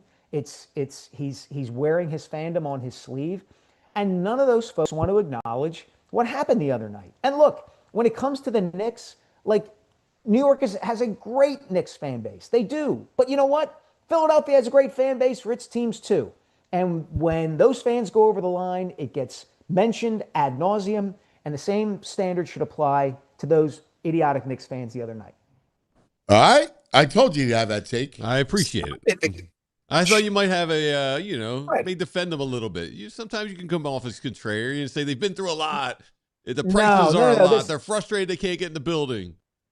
No, that's baloney. Look, whether Donald Trump was there or not, and I think it was ridiculous that he was, those people weren't getting into the building anyway. Like, let's be honest about how expensive those tickets were. I mean, come on. It was just an excuse for bad behavior. Yes, it was awful and reprehensible. All right. Quickly, Quinn Hughes. What do you think about that? Tell me what it takes to get him. Well, you're going to have to trade picks, probably Michkov or somebody like that. Yeah. Yeah, you better be confident in everything else you have, especially if it means giving up a Michkov. I know the problems. I get it. I don't know. I'm just throwing it out there. But you need desperately to fix that power play, and you need a defenseman, a 1D.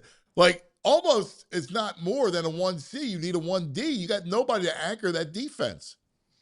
Yeah, now Danny Briere has said publicly that he feels like a 1C is the biggest need. He could be head-faking everybody in that regard, and he actually thinks, like, what you just said, that they need a number one defenseman to quarterback the power play and be kind of the center of their universe.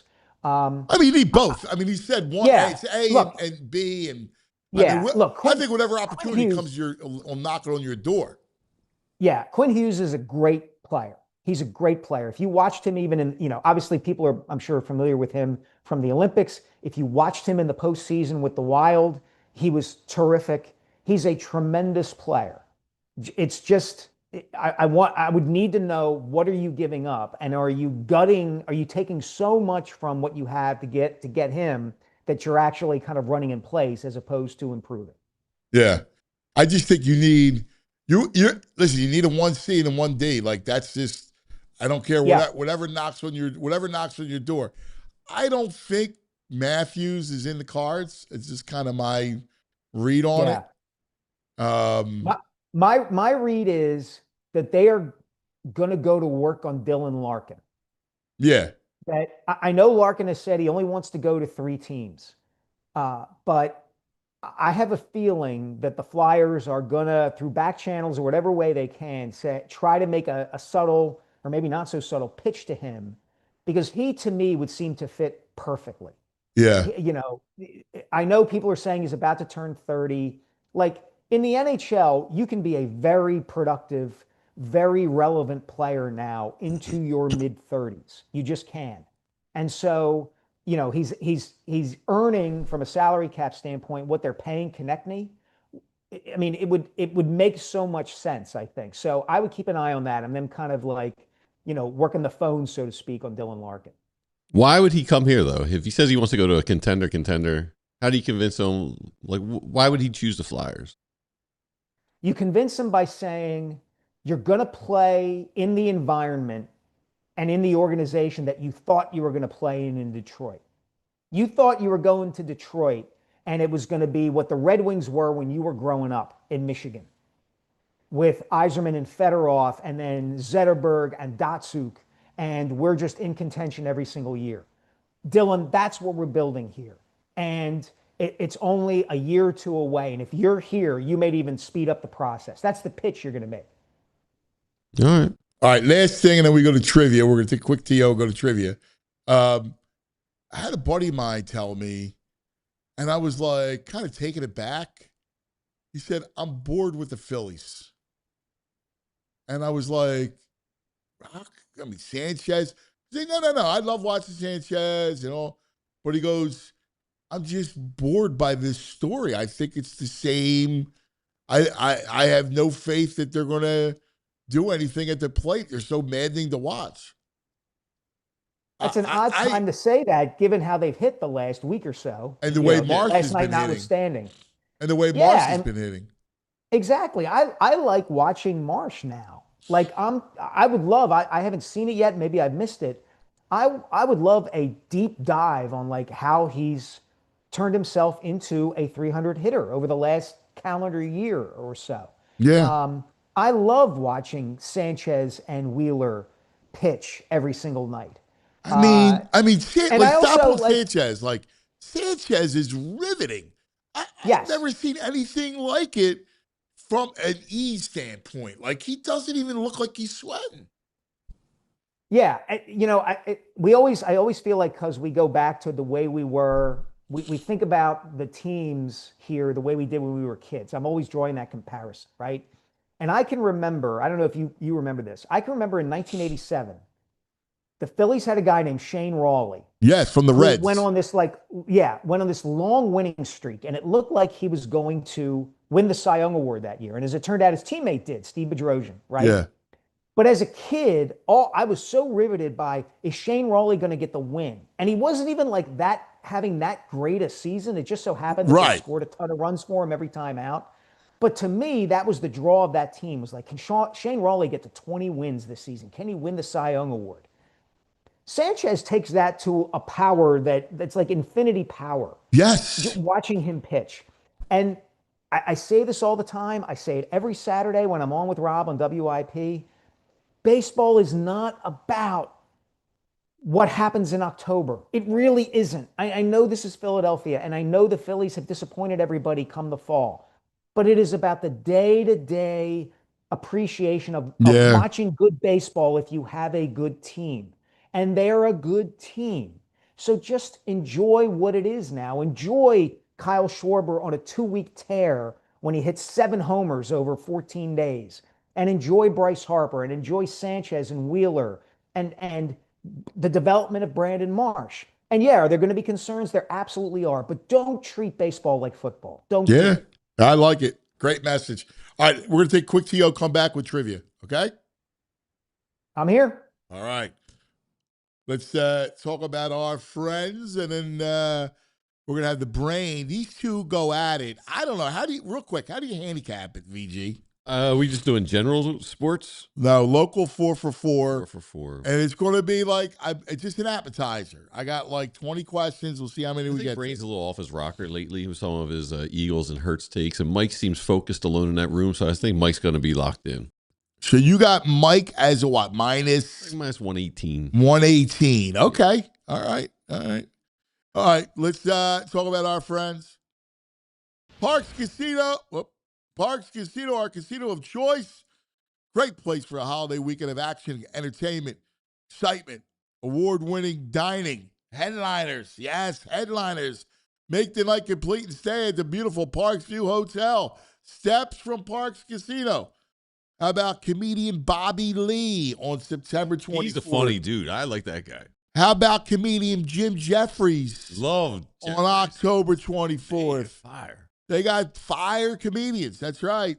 Tickets still available for these shows. Roger Daltrey, September 25th. George Thorogood and the Destroyers, August 28th. Tommy Chong, September 21st. How about America? How about October 31st? July 24th, Gene Simmons, magician Michael Carbonaro, September 19th. ParksCasino.com to buy tickets for all shows. Parks Casino, Street Road, Eggs off at 95, the PA Turnpike at Bensalem. Got to be 21. Gambling problem, call 1-800-GAMBLER. We got to freeze. We got to freeze. Mr. Freeze. We got to freeze. You want the VG? All right. For the past 30 years, Golden Nugget Jewelers has operated out of the very same location in the heart of Philadelphia. Customers from across Pennsylvania, New Jersey, even Baltimore, New York City have come to Golden Nugget Jewelers to find that perfect engagement ring, wedding band, or gift. Their staff is highly trained and dedicated to providing a personalized experience. I've gone there a couple of times. I had to replace a diamond in a ring. I had to get a necklace. They're not pushy. The staff is super informative. It's just a great shopping experience. They have a vast selection of engagement rings and wedding bands, along with high-end watches, fashion jewelry, sparkling diamond necklaces, bracelets, earrings, and everything else you could think of. You receive a final cleaning and written appraisal with every engagement ring purchase. And Golden Nugget Jewelers, they're family-owned. They've been operating since 1987, right there on Chestnut Street at 8th in downtown Philadelphia. You deserve an expert, and you deserve the best price. Golden Nugget Jeweler, where Philly gets engaged. Visit goldennuggetjewelry.com to learn more and get that special gift. All right. VG has installed you as a slight favorite, minus 118. Let's welcome I don't like the pressure. I love being the underdog. I'm a Philadelphian, man. I don't want to be a favorite. Now you got to learn how to play. He said you're a slight favorite. No. The brain's going to go through me like Joe Juravicius through the Eagles defense in 2002. I haven't heard. Brain's head's a little foggy. It might be allergies or something lately. Where do you make that? How do you say that? Why do you say that? His takes on the Eagles and Jalen Hurts and everything, he seems a little off kilter. All right. Well, that's good. Do we have the brain? All right. I'm here. See me? Hold on. There he is. Oh, he's getting driven around as my box. Whoa, giant brain face. I know. Seriously. Hi, Brain. How are you? Good to see you. VG has installed you as the slight dog, minus 102, compared to Mike at minus 118. I'm very objective and very fair. Again, back 20 years ago, I would have taken myself over Mr. Sealski, but right now, I think that's a fair number. I trust Mike slightly over me. I'll give it to him, but it's going to be a good contest. I think it'll be a competitive thing. We'll see how it goes. I'm stationary. You seem to be in a moving car. That I am. gives I'm in a me moving major car. edge. Everything's going like helter skelter. My wife's telling me how much she loves John Hamm, so I'm getting like, so I don't know. I'm a little frazzled right now. Well, in fairness, he is John Hamm. I mean, come on. I That's a agree. violation. Tell the queen she can't do that. It's not Yeah, right. I mean, seriously. I mean, talking about, geez, if I had a hall pass, that's who it would be. I'm Nah, like, all right. no dude wants to hear about hall passes. That's out. Yeah, talking exactly. Mad Men, John Hamm, or Friends and Neighbor? Shut up, VG. Both. She said both. You heard me about both. Both. She's an equal opportunist. Yeah, she's an equal opportunist. That's a It's violation like, on the queen. Violation. Yeah, exactly. No good. Exactly. Yeah. All right, here we go. Question number 1. Wait, you got to flip. Flip it, VG. Who goes first? What am I flipping? I'm thinking of a number between 1 and 5. Go ahead, 4. Sealski. Oh, it's easy. 4? It's just 2. No, two. Brad's I knew it was closer. 2. That was. Yeah, it's always 2. Brad goes first. All right. Who goes first? Brain? Yeah. All right. What town is Charlie Manuel from? Oh, jeez. What Charlie Manuel from? What Man, town? I mean, if you pay attention, I bet you, Mike, I see the smile on Mike's face. Mike knows. I don't know what town Charlie Manuel is from. I know he's. You'll say it now, but I don't know. Mike, just tell me it.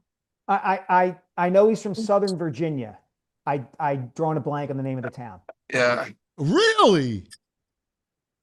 Buena Vista, Virginia. Oh, yeah. Oh man, I missed. Oh, because neither of us got it. All right, that's at least somewhat of a win that's for me. I did not know that. By the way, I didn't even know that. Like, even after you said it, I didn't know it. Yeah. For some reason, I thought of Buena Vista as being like where he lived in Florida now. No. Yeah, I didn't. That was a tough one. Yeah, well, I mean, you guys. It's not me playing, it's you guys. It's got to be tough.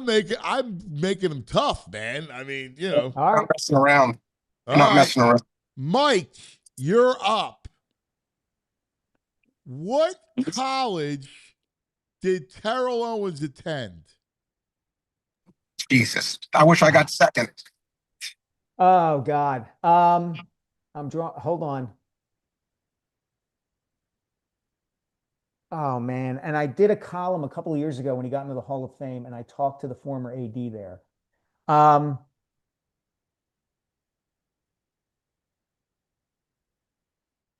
BG? South Alabama. Nope. South Alabama. You're the timer. Oh, I'm the timer? Yeah. How much time they got? 10 seconds? Yeah. Yeah. 50, you can give him 10 seconds. All right. All right. Brain for the steal. I'm pretty sure it's Tennessee Chattanooga. That is correct. Oh, Brain on the board. With the steal. And he's on the board. Take that, John Hamm. John Hamm wouldn't know that. He's got no Heck clue. no. Heck John no. Hamm stinks. I'm on Team Brain. Thank All you, right. man. Here you go. Give me the Sixers starting lineup Oh, in 2001. the year they played the Lakers, or Yes, what they start. In the- But in game Sixers. 1, the first game of that season. of the playoffs No, or this of the regular season, give me game 1 starting lineup. Theo Ratliff, Allen Iverson, Eric Snow, George Lynch, Tyrone Hill. No, George Lynch was no. I'll say George Lynch, Tyrone Hill. Yes, Oh, you're Okay, good. correct. Good job, Brain.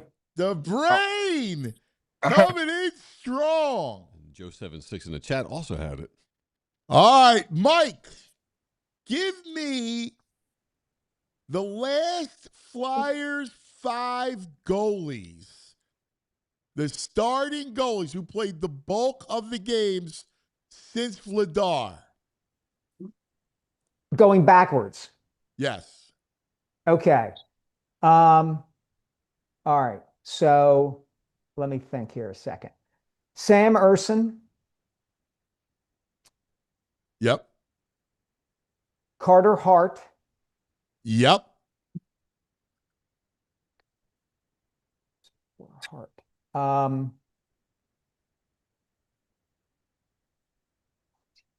Michael Neuwirth, Steve Mason, Ooh, good name. and Ilya Brizgalov. Wow.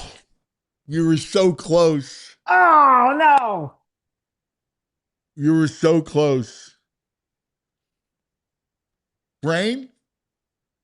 The last, you're saying every year that like the starters? The bulk starter every year, the starting goalies. Steve Mason, I think, is right.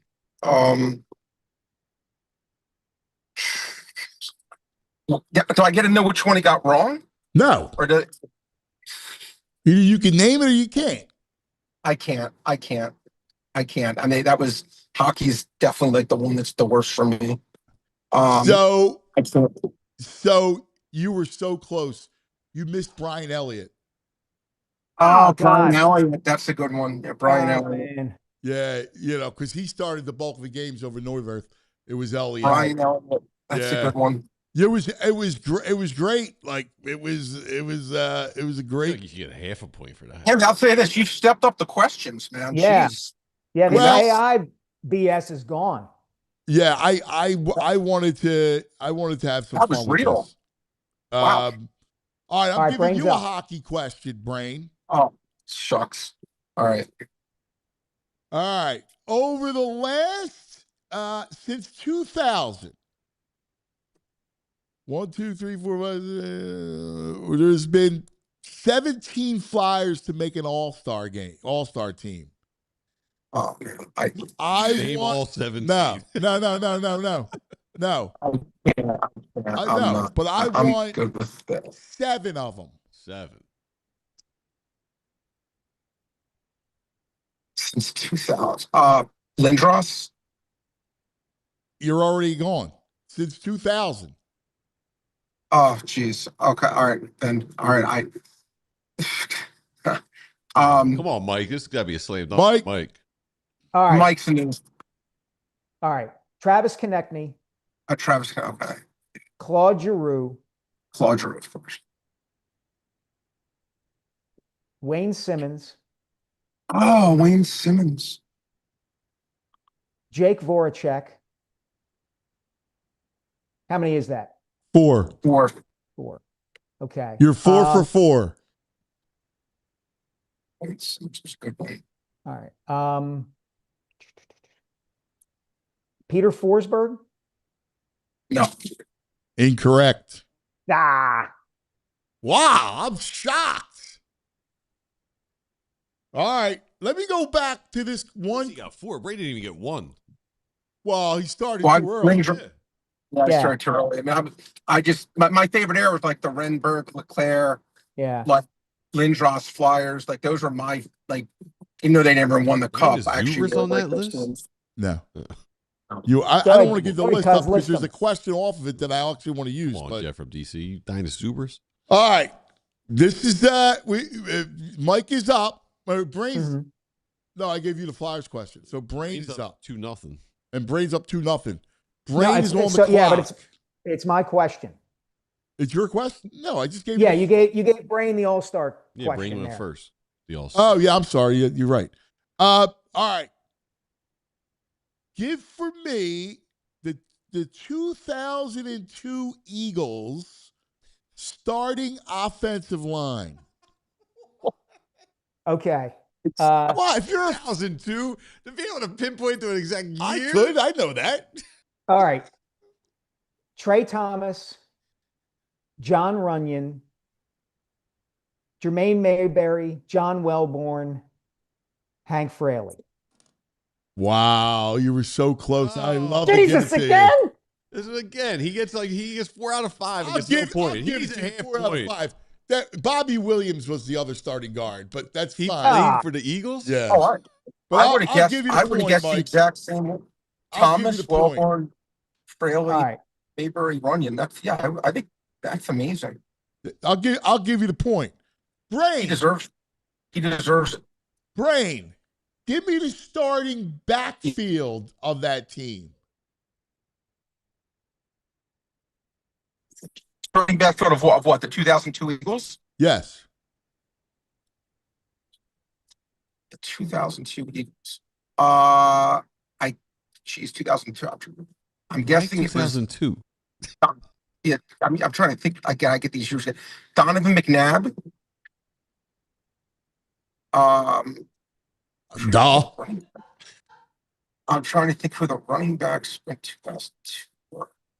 I don't know if it was Carl Buckhalter. I'll say Deuce Staley, and the fullback. Oh my God, the fullback. Cecil Martin. 10 seconds. Deuce Staley, Cecil Martin. Correct. Oh, man. Cecil Martin, you got it. I did not think you were going to pull that out. Well done, Brain. Because it's like I'm not great with with years. It's like much harder for I remember a team. I'm like, okay, I could tell you who was on that team, but when it's the year, it's harder for me to think. You know what? I don't know if you're the same way, Mike. Yep. They all run together the older I get. Well, once you said all the offensive linemen for the Eagles, once you started it, I could have finished it. But does that make sense? Yes. I do more All than right. years I do by players. All right. Here we I'm up. go. Let's get back to the game. Mike, 2008 Eagles had a foreign punter. Who was he? 2008. Sav Rocca? Yes. All right. Let's go. You'll see. Sam Rocca is correct. Good Do you job have by that, you. Brain? I once I heard it, yeah, but when I've gotten it, Yes. I don't know. I may have, I may not have. But yeah, of course I remember Sav Rocca. But I mean, John Hamm that would have was had again. That's The John Hamm fan club was chiming yeah, in. yeah, exactly. Yeah, exactly. All right. Who's All right, up? Brain's got me 3-2. 3-2. Brain. The Phillies have had 8 managers in this decade. In this century. Excuse me. Name them. Century. Oh. Since And this 2000. century Yeah. since 2000. Yeah. They've had 8 managers. Should be able to get that. Okay, Rob Thompson, Don Mattingly. Let's not count Mattingly. I'm not counting Mattingly. Boa. Gary Varsho manage. These guys all manage. Joe Girardi. Right. Charlie Manuel. How many do I have? 4. Varsho didn't manage? Could have sworn he was. Trying to just think here. Just give me a second. These are managers of a full season. Sandberg. 5. Pete Mackinnon. McCann. The guy who was in good shape. He was in such good shape. He was a crap manager. Yeah. Gabe Papler. Gabe Papler. I need one more. Did I say Boa? You said Boa. Whatchamacallit? I know it was close if he was in this era, but Tito, I know Yes! he's very close. Okay. Francona, it is. Yeah. I knew it Those was are your close. 8. What was he in the 90s also? Yes, Yeah. he was 97 through 2000. See, I didn't know if he made it. I knew it was. Did you tight have with him. that, Michael? I had did. that. Yeah, I was starting with Tito and then going forward. All right. By the way, Eddie Ray checks in. Cecil Martin had -4 yards rushing that year. Hey, I mean, that was my claim to fame. I outrushed him that year. All right. Me too. In 2016, Mike, the Phillies had 5 outfielders play at least 57 games or more. All right? Okay. Give me 3 of them. All right. Ben Revere. Revere, what a great name. Incorrect. Oh. Damn. Brain, can you steal? 2016. First of all, Ben Revere, just great name from the past, Mike, just on a separate note. Odubel Herrera. I think it is 2016. Oh my God. Anthony was the guy you were talking about, UNVG, that was horrible. You were like the Phillies grown home. Cody Ashe. No? I'm not saying a word. Cody Ashe. You need one more. 10 seconds. Aaron Altair. Correct. Every time I give him the warning, he comes up with a name. Correct. Damn. You know, it's funny. What year was Ben Revere? I need to know. He was in 14 and 15. So well, in 2016, it was Odubel. Odubel was actually Odubel was pretty good. Ashe, Tyler Goodell. I wouldn't have gotten that. Never remember. And playing in 123 games in right field. Go ahead, Mike. Oh. Peter Bourgeois. Oh God. Yeah. Borges. Oh man, Jimmy Moss had that in the chat. I was Borges. This is Borges. Borges played. Nice pull, Jim Moss. Borges played in remember he's a Philly. 123 games. What year? 2016.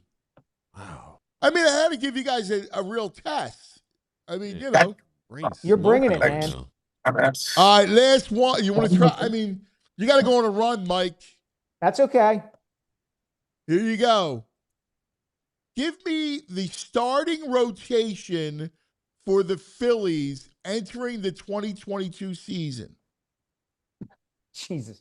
All right. Aaron Nola. Zach Wheeler. Yes. Yes. Hold on. Let me think.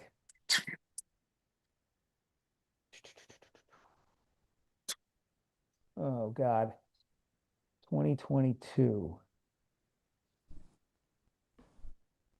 Role names you should know that you do I know. I'm just drawing a blank. My mind is fuzz. I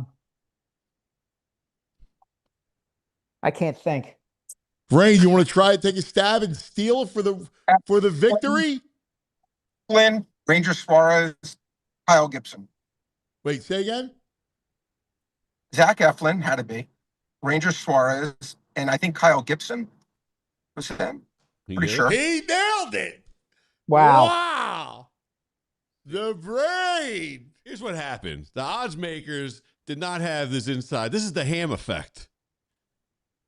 Brain gets this John Ham information. I mean, and this is his whole manhood's on the line. literally- So he's laser locked in on this. He's got to prove himself better than John Ham, and he crushes. Yeah, when I'm being kicked to the curb for I for John literally Ham, have I gotta up gotten- my game.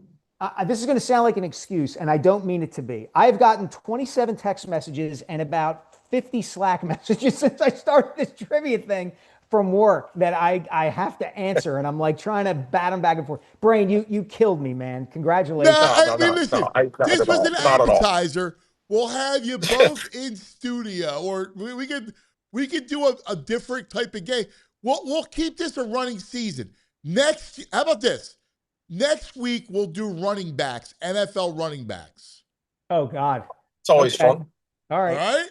That's We'll always make fun. it a running theme. Okay. Through the All right. summer. All I right, appreciate sounds it. All right. All right, Mikey, go back to work. We love you. Brain, All sit right. tight. All right. See you, fellas. See you, pal. Great job, Mike Sealski. No, Brain, I wanted the Brain to ask about the game tonight. Oh, I'm sorry. I'm sorry. I thought he hung up. Instant feedback. People upset. Sealski making excuses. They expect better out of him. All right, my man. Let's do our friends. You have our. You take that. Yeah. All right. Let's talk about our friends who come back to Brain. Talk about tonight's game. All right. So, hey, we want to thank you right off the bat for being part of this PHLY community. And we're always looking for ways to improve our shows and better understand how you listen and what you value most. And that's why we've launched this new quick survey. Your feedback helps us shape the content you love and make it even better. And it only takes a few minutes, but it makes a big impact. Take a moment. Head over to allphly.com/poll, POLL, and let your voice be heard and respond that you have a chance to win a $100 Amazon gift card because we appreciate you. And again, thank you for being part of what we got going on here at PHLY. We want your feedback to keep improving our content, our shows, and it's just a quick survey that really helps, and your input shapes what you see and hear here. So, like we said, a couple minutes, chance to win a $100 Amazon gift card. So head over to allphly.com/poll, POLL, and let your voice be heard. Wawa's got tacos. Tacos. Oh, Wawa expanding its freshly prepared food lineup with new seasoned beef tacos available for a limited time. Built to deliver bold, craveable flavor in every bite. We're talking warm, soft tortillas filled with Wawa's savory, juicy, boldly seasoned beef, plus fresh toppings that you can customize your way. You got options too, from seasoned beef, chicken, steak, black beans, shredded cheddar cheese. Pick up 2 spreads like salsa roja, garlic aioli, barbecue, ranch, buffalo, chipotle, and you top it off with shredded lettuce, salsa, fire-roasted corn, onions, or pickled jalapenos, all packed in a 6-inch soft flour tortilla, making it perfect handheld or on-the-go option. Seasoned beef tacos doesn't stop, all right? It's available across the full lineup, including burritos, bowls, and quesadillas, so you can mix and match and build the meal that fits your appetite. But don't wait. The lineup is only here for a limited time while supplies last. Next time you're at Wawa, grab a taco and find your new go-to order. All right, we are back live with the Brain. Hey, congratulations, Brain. Nice win. I was not going to make these questions easy for you guys. That was anything but. That was anything but easy. That was very hard. Now Very hard. I was impressed by the rotation. You got the rotation easy, and Well, the outfielders. That wasn't that long ago. That wasn't that long ago. The 2022 one. So like that, that was. I thought I was surprised he didn't. That I actually do believe him. Again, he's really smart, Mike. I'm not just saying it. He knows his stuff. Oh, Mike is very at smart, the highest of high levels, and I really am not just saying that. He really does. I actually believe 100% that him getting those messages hurt him, and I'm not just saying. I swear to God, I believe that. I don't. He's not a guy who makes excuses. I'm sure telling the truth because I've had that happen before too. So I'll totally give Mike a pass on this one. All right. Well, we'll play a game between you two throughout the summer. Have some fun with it. VG would have got 0 on those questions. None. Yeah, they're way too. Once you say it, I can't go back in my head to 2002 and just be like, oh, what was that team like? No, it doesn't work. I can go chapter and verse, year by year. Yeah, you have a sickness. You're upset about the camp being cut short. Well, it should be cut short. Tomorrow should be a work day, and then you could go away for 6 weeks. They're getting rid of practice tomorrow. They're not doing it. Minicamp, Brain. All right. Yeah. Who are you liking the game tonight, buddy? Well, look, total credit to San Antonio for game 3. I thought the Knicks would win the game. They're down 7.5. Credit to them. They fought back and they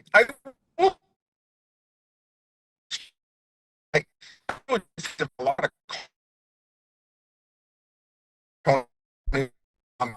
not saying they become He that at looks a little all. like Vic Fangio like I that. do agree. I just felt like a lot of. I felt Yeah, like a lot of Brain, stuff you're has kind you're of you're gone Zoxy the out. Can we Spurs' way in try you terms of that. back? Because we want to get your Ye- picks for tonight. Like New York, I do like New York. I'm going to go double down. I think the Knicks win game Okay. 4. I do. A bunch of props at it. I love Stephen Castle over 15.5 points, Anthony. I think that's a tremendous bet. I like Castle over 4.5 rebounds. Another bet that I think is a super, super strong bet. And I like Wemby under 42.5 PRA, points, rebounds, assists. That's how I'm attacking this game. But I love Castle. I think Castle's a tremendous bet over 15.5. I would make it 17.5 at least. I think that number is way too low. Yeah. And you know, I could see from the Knicks standpoint, you know, I could see Bridges over. I could see, what's that number? I believe it's 12.5. Yeah, I mean, listen, Bridges is the guy to me, they really, when he plays well, this team always does well. I feel like Hart, OG, and Brunson are always 100% relatively good. Towns is a little erratic, but he's usually good. But when Bridges is involved and plays well, I feel like this team almost never will lose. He's the guy to me. If I'm like Brunson or whatever, I try to get him his shots, get him involved, because when he plays well, I really think the Knicks are tough to beat. I really do.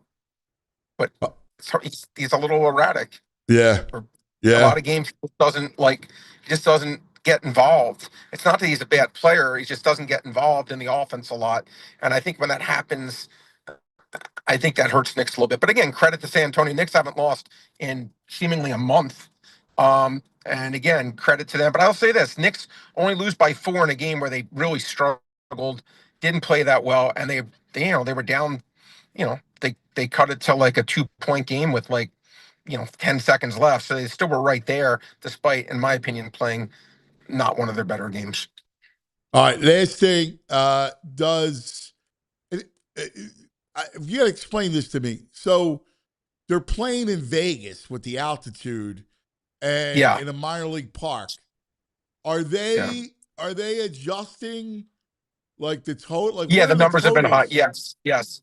The totals have been extremely high. And I mean, freaking Milwaukee and Oakland have been, Vegas, whatever you want to call them, have been scoring a boatload of runs. You know, it's funny. I'm seeing my son this weekend in California. He's there working an internship, and we were actually going to go, Anthony. I'm like, oh, do you want to go to a Sacramento A's game? But they're going to be in Vegas, so we couldn't go.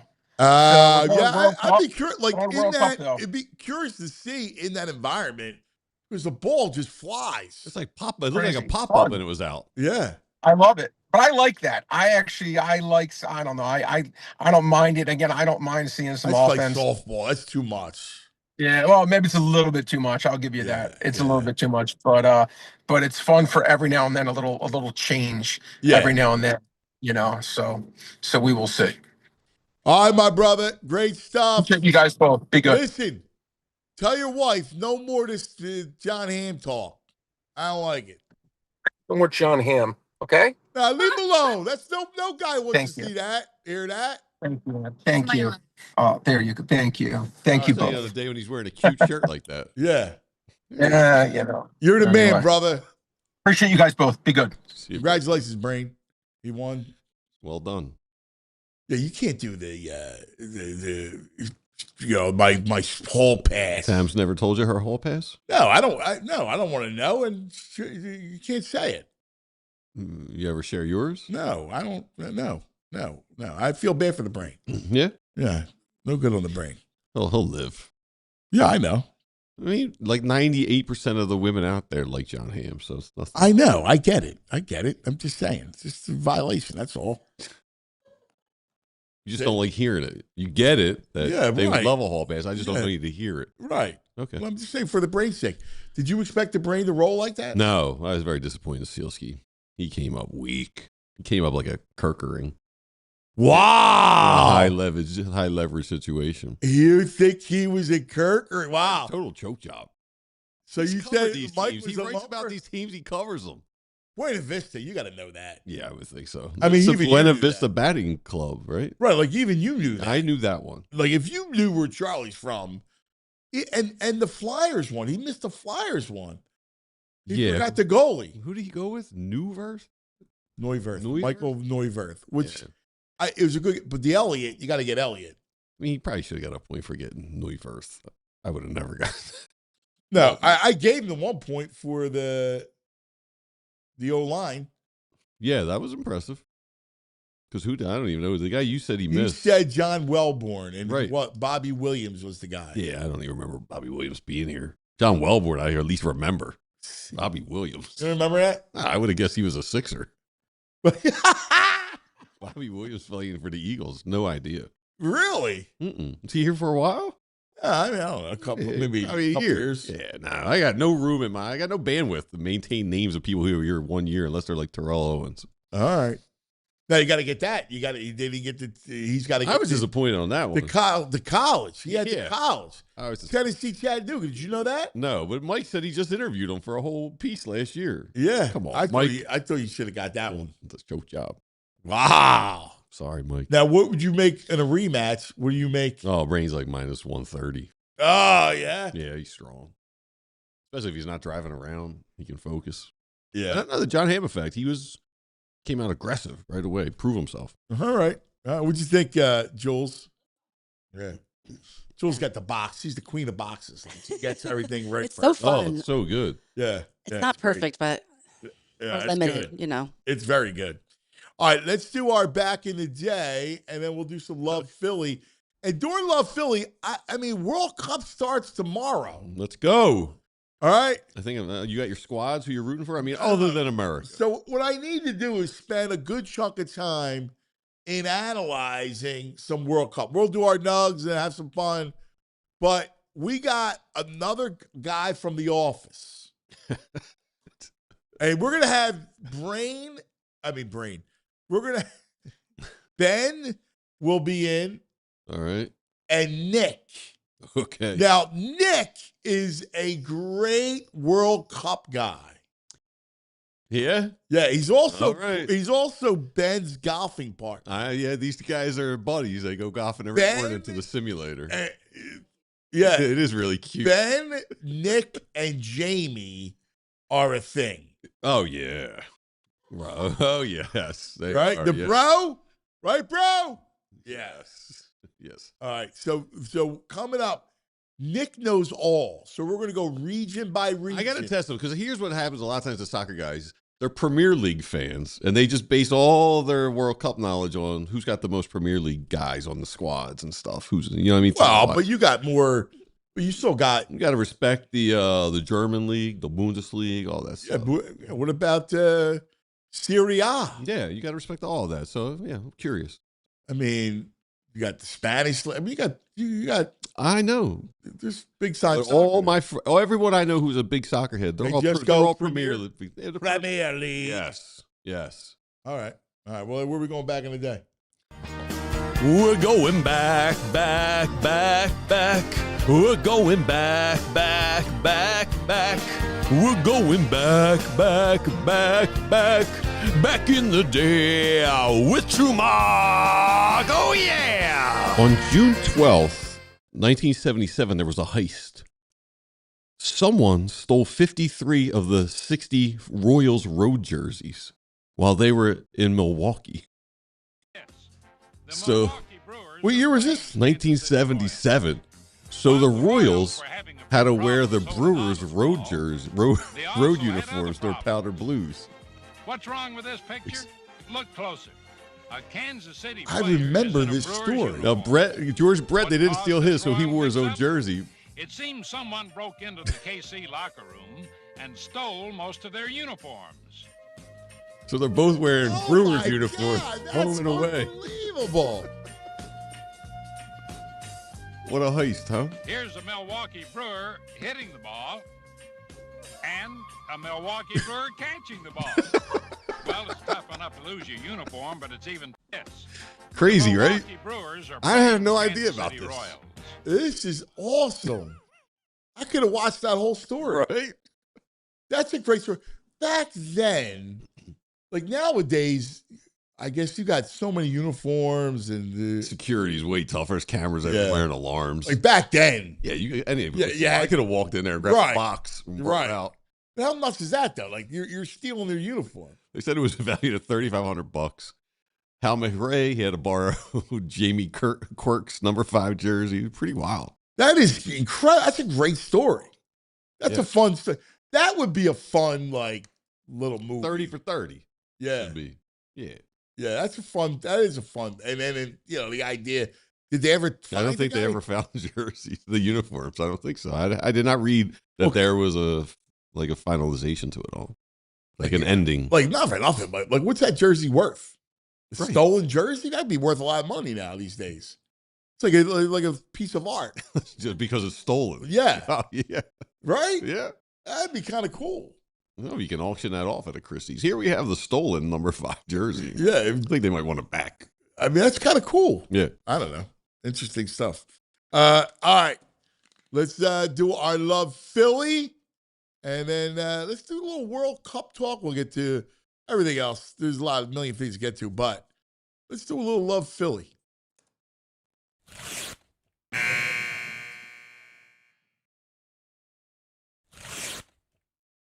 Philadelphia doesn't pretend. Philadelphia is. It's not just the title of Philly. It's a feeling. It's a heartbeat. A city that never asked for permission to be itself. That's us, right? That's our personality. Philadelphia doesn't pretend. Philadelphia is. And now in 2026, the world comes back to Philadelphia. Not just to remember, but to celebrate. The show isn't just about what's happening. It's about who we are while it's happening. Because Philadelphia isn't a backdrop. It's a character. It's the voice that tells it like it is. The guy at the end of the bar who doesn't sugarcoat a thing. It's the family that's been on the same block for generations. It's the artist, the athlete, the builder, the believer. It's the lifer, the dreamers, the grinders. It's all of us. And that's what Love Philly's about. We're going to sit with people that make this place go. The ones who built it, the ones carrying it, the ones pushing it forward, the legends who left their mark. Not just the championships, not just the headlines, but the moments in between. The way the city shows up for itself, the way it refuses to be anything other than real. And through it all, we're going to remind ourselves and show the world what Philadelphia is. It's not just a stereotype. It's not a punchline. It's a foundation. It's a force. It's a city that gave birth to a nation and never stopped building. So as the country turns 250 and the spotlight finds Philadelphia again, this is our moment to tell the story the right way. Not polished, not filtered, real, authentic, proud. Because this city just doesn't rise to the occasion. It defines it. This is Love Philly.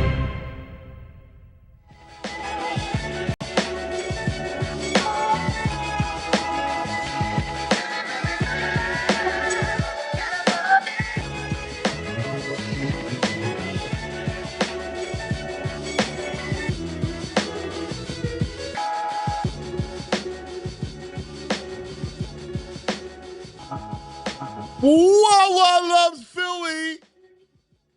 Philly loves Wawa. Yes. Thanks to our friends at Wawa who sponsor our Love Philly segment. So, my man Ben's got got the chair in. We're all set. What's Nick doing? He's on a work call. He's making sale. He's going to work. Get off the call. I told him that. I told him that. He's got to get off the call. Listen. Yeah. Tell him to get off that call. You got to tell. It's your show. Tell him I said that. I can't leave the show. He goes, I walk in there. I go, yo, and he goes, I don't care. Tell him whoever it is. He gives me the phone sign. He gets my pass. All right. To get rid of the meeting. Do you want me to text him? You want me to run? I mean, I don't know if you want to see me run down that hallway. Yeah. We've seen you run before. From the bird. That's okay. From the bird. Yeah. Yep. From the bird. All right. I'll text him. You can actually, don't go so high on the elbows when you're running. Well, here's the thing. Again. A short, quick. We don't have to discuss it any further. Okay. Unless you would like, but just do me a favor. Just go get him. Like, what's he doing? Like, we know we got to do the segment. Like, I don't care about the people in the other. Tell him I'll talk to whoever it is. Who's it risking? I don't know. I'm going to say Anthony will finish the sale. Is it John? Anthony will close the deal. No. Like, what am I getting called into?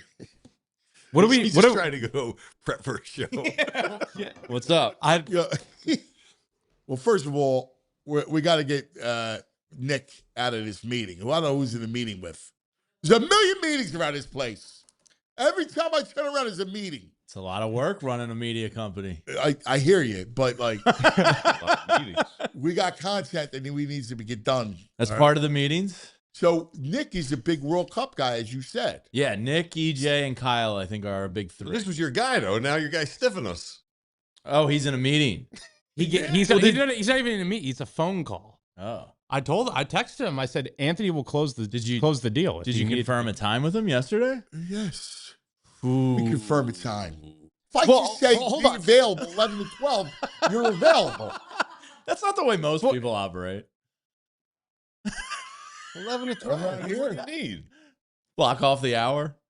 Cuz needs me on call. I'm still confused why I'm here. I'm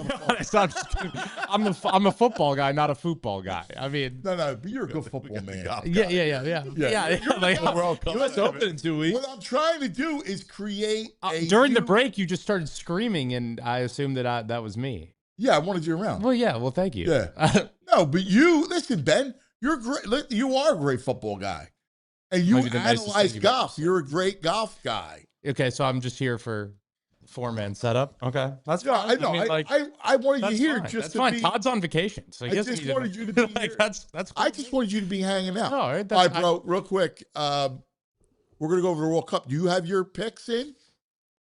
Are we doing a World Cup? Like I submitted the form Nick sent around yesterday. If that's what you're talking about by picks, I have not looked at I'll just take Spain. Oh, you have not analyzed? Yeah, I'm taking Spain too. I've fallen off. Yep.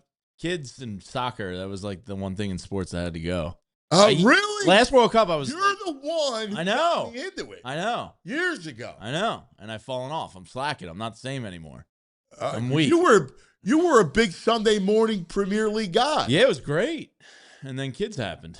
What I tell you about these kids? This is why these kids.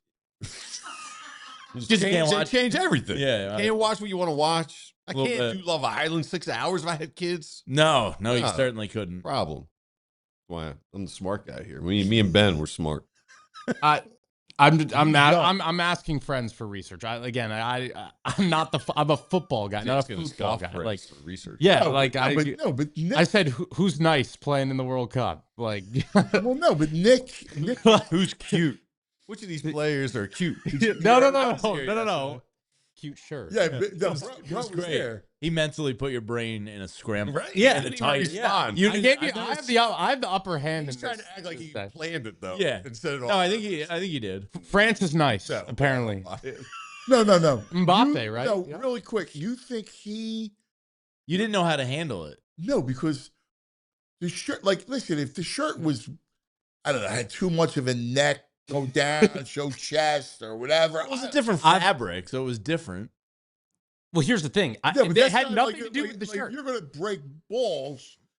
Like, you need a shirt to break balls. It was just a generic. I mean, it was a good color. This is in your head rent free, so I've won. I just have a cute shirt, bro, and the next thing you know, it's a discussion. It's a discussion. I think he was really. I don't even remember you saying bro. No, it's a cute shirt. Yeah, I think. Yeah, wait, does that part is that really like crucial? Cute shirt, bro. Like cool story. Jules is the ultimate decider of this situation. Seems fair.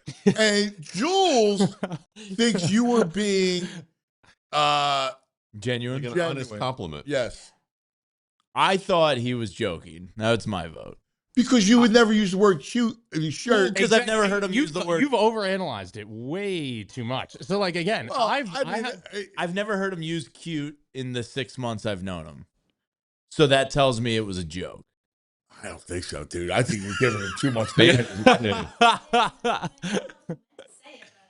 Yeah, because even You think his true self just slipped out? yes, and here's what I think. He started laughing when he leaves PHLY, he says cute like every other word. Well, wait. I just think he started. You know the nervous laugh? He started cracking up with a nervous laugh. Yeah. When he gets uncomfortable, Okay, none of that. he starts none of that. laughing. As soon None as of his that ears happened. heard it, None of he that. knew None of that. it was none weird. Of, none of that happened. That's not okay. Again. Okay. See, you've overanalyzed this entire like. Well, treatment. VG brought it up today. I forgot all about it. VG. That's a cute shirt. Like, that's like, like that's what I said. Yeah. Exactly. Yeah, like.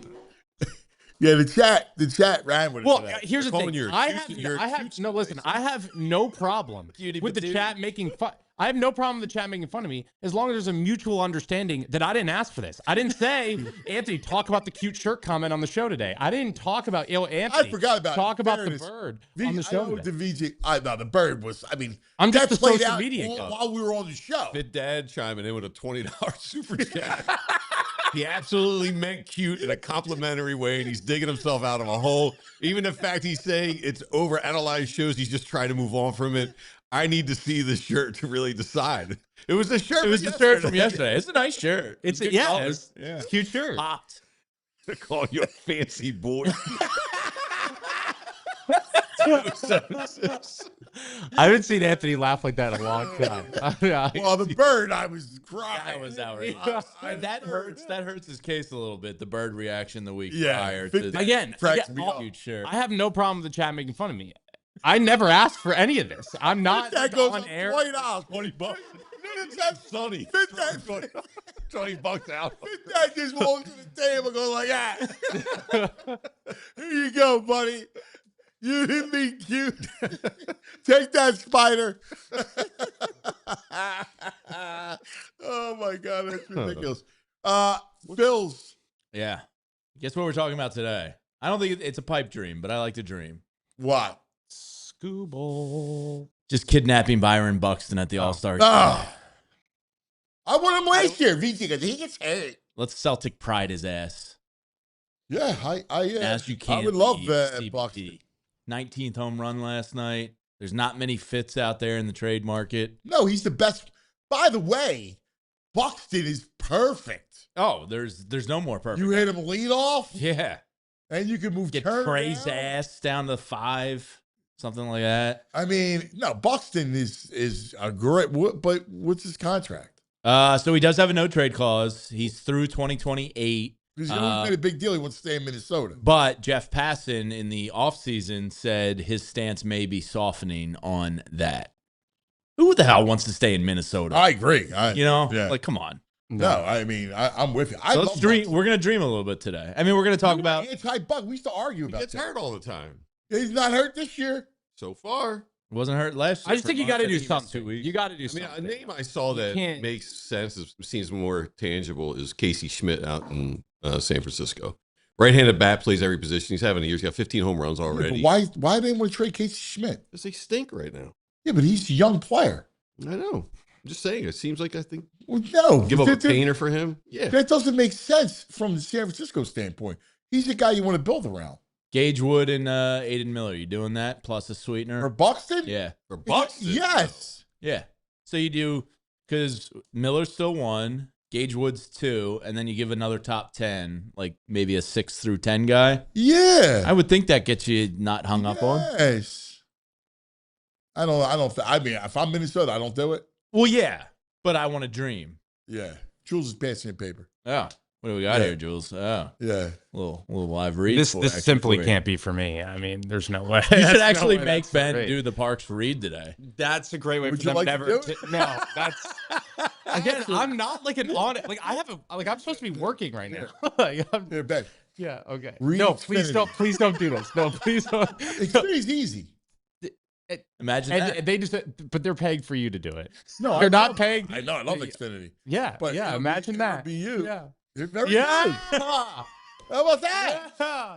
No, I'm not doing it though.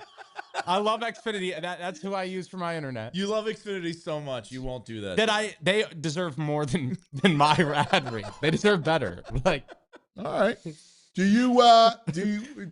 So today you're talking trades?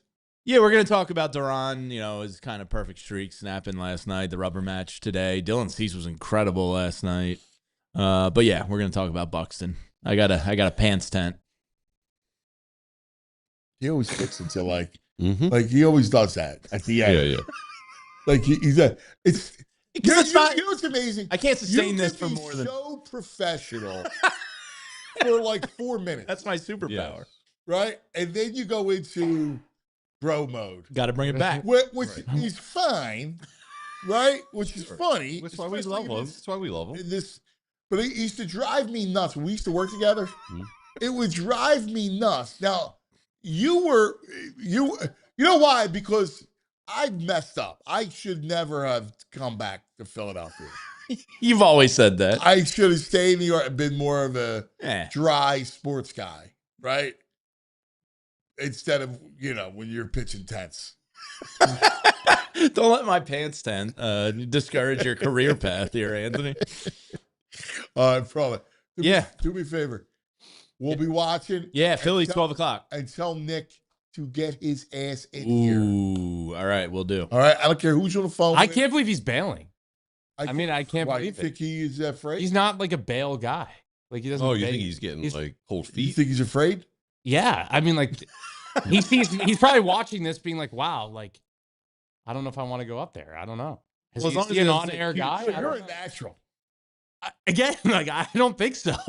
Right now, in the poll, 81% believe you were being genuine when you said his shirt was cute. They can read you. Yeah. How many people? What's the sample size there? How many? 17 votes. 17. That's a good amount of people for sure. That's definitely a decent amount of people. I mean, it's up to interpretation. Like either That's got a good sense. I mean, thank you for the donation, Fit Dad. Yeah. Fit Dad knows yeah. all. Yeah, he does. Yeah. All right, go tell Nick. All right. All right. All right, let's take a quick TO, talk about our friends. Let's talk about the Bet Park Sportsbook online casino app. We got game tonight.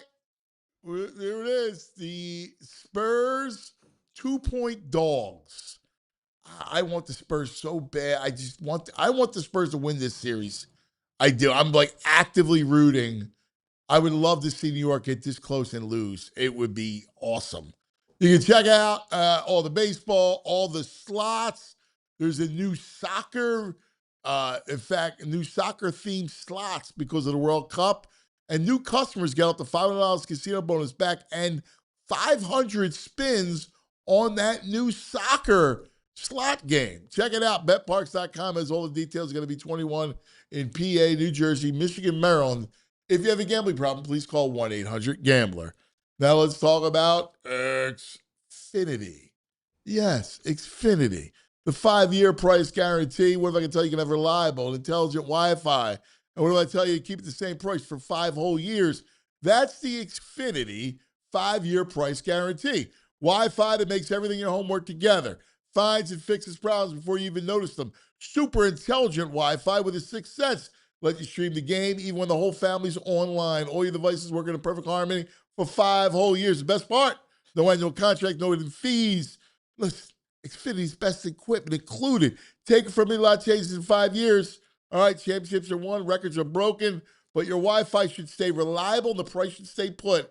Lock in your price and unlock the possibilities with Xfinity. You can learn more at Xfinity.com.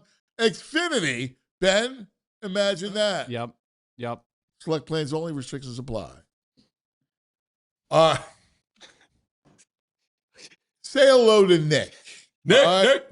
Now, Nick is another one we love, all right? He's a soccer expert in the way Ben is the golf expert. So I've given you nothing but losing picks. No.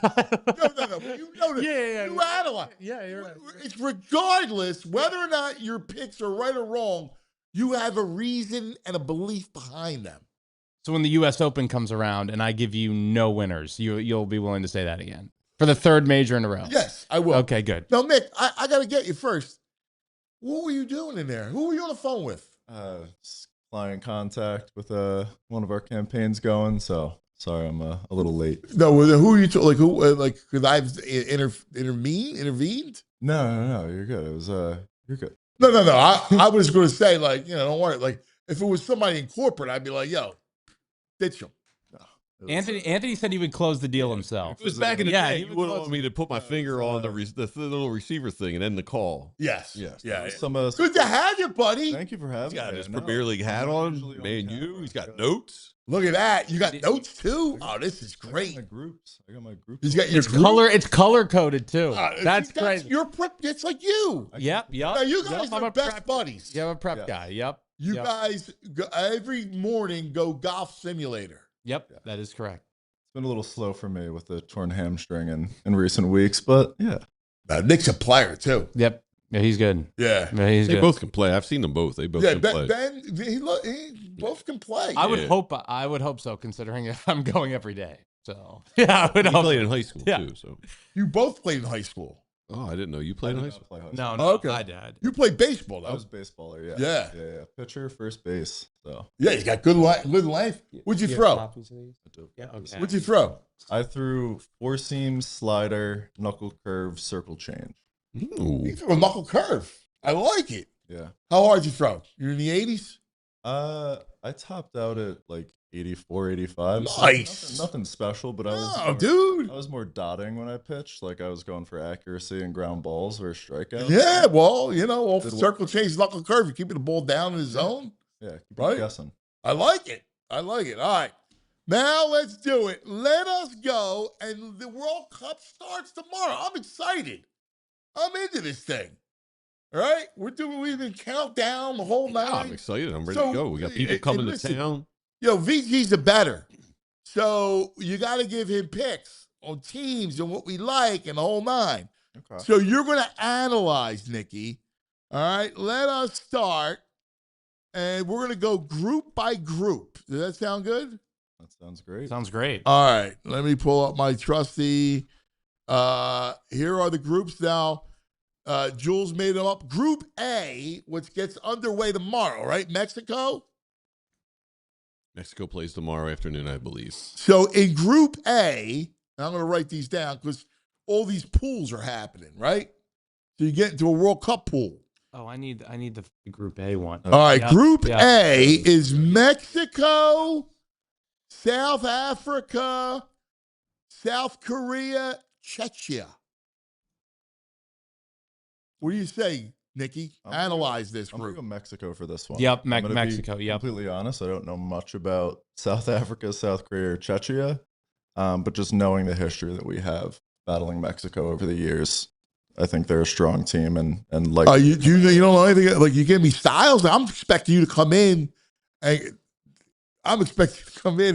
go, South Africa plays this style, South Korea is an attacking style. Like I remember South Korea, like they were up and down. I like South Korea. I like the way they play. Yeah, I love Fun. those. They're fun Yep. to watch. Them and Japan. I'm betting Japan maybe to get in the top 8 because Japan is just all offense. They just come at you. Yeah, they the come Blue back. Samurais. Is there any European Yes. teams? Where are the European? So you got now the two teams make it out of each group. That seems like a weak group. it is really weak. Right, Nick? I mean, Mexico and Czechia would be my picks coming out. All right, so Mexico and Czechia, Nick likes. All right, Group B is Canada, Bosnia and Herzegovina, Qatar, and Switzerland. Or Cater. What do you like? My number one is Bosnia, especially after their performance against Italy. Sadly, Don't I know, remind me. I'm hurt. Italy had to get into the cup. They lost to Bosnia. So are you like half USA, half Italy? Are you like mostly like if Italy and the US played each other? Well, I may go USA, but I mean, I'm Italy. Yeah, well, you got it.